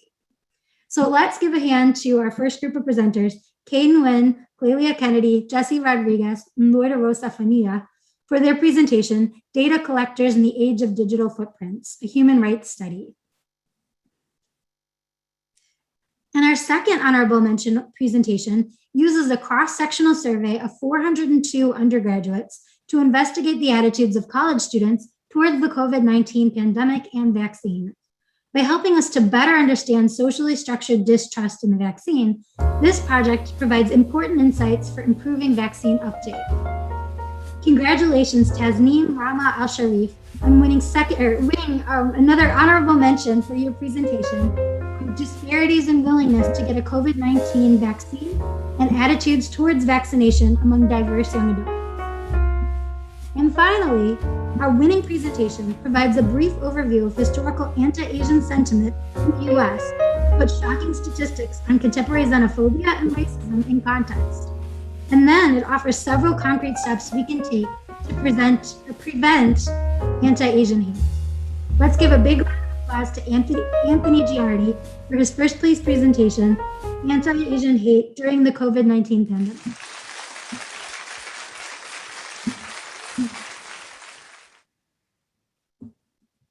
So Anthony, did you have a couple of words that you wanted to say with respect to earning this first annual award?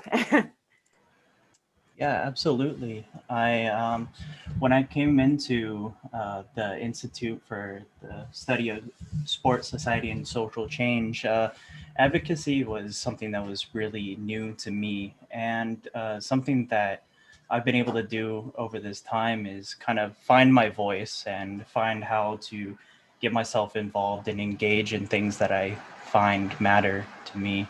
And so I just want to say thank you to all my mentors, thank you to my peers, and thank you to everybody for being here today. And we thank you for this great research, and we wish you well as you continue on your journey of advocacy and activism. Next, I want to bring to the platform Dr. Armelane. He will present our next faculty award. Thank you very much, Dr. Carter-Francique. And it is my absolute pleasure. I get to do a lot of absolute pleasures today. It is my absolute pleasure. It's my honor to offer the first annual Faculty Award for Human Rights and Social Change to our very own Dr. Halima Kazam-Stojanovic. Halima is an instructor. Halima is an instructor for multiple departments at San Jose State University, a seasoned journalist and international human rights reporter, and the first journalism coordinator for the HRI. Halima was nominated for her incredible contributions to building human rights as a vibrant field at SJSU and in the Bay Area.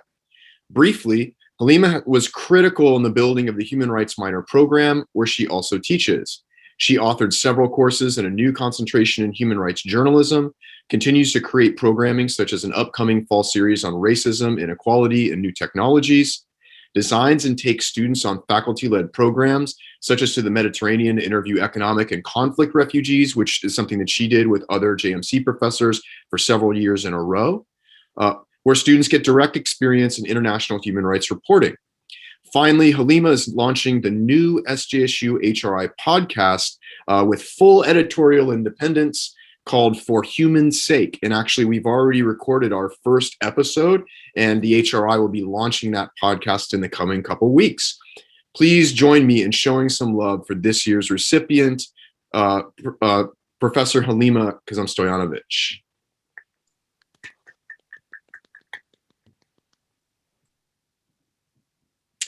And so I will say Halima is registered and with us today. However, we want to wish her and her family very well. They have an elder in the family that's getting some medical work done today. So we're going to send our healing vibes and best wishes to Halima and her entire family today as they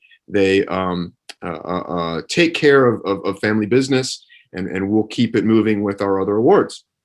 So it is also my pleasure to award our first annual graduate student scholarship named for the great European anti-fascist and US human rights organizer, Eros Anagnos.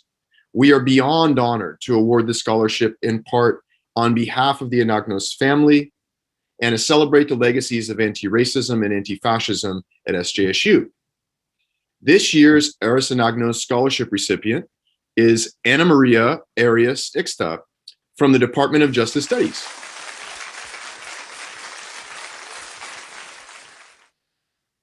Anna Maria is working with her thesis chair, Dr. Erica Adams, on a qualitative study of the impacts of femicide on both sides of the southern US border.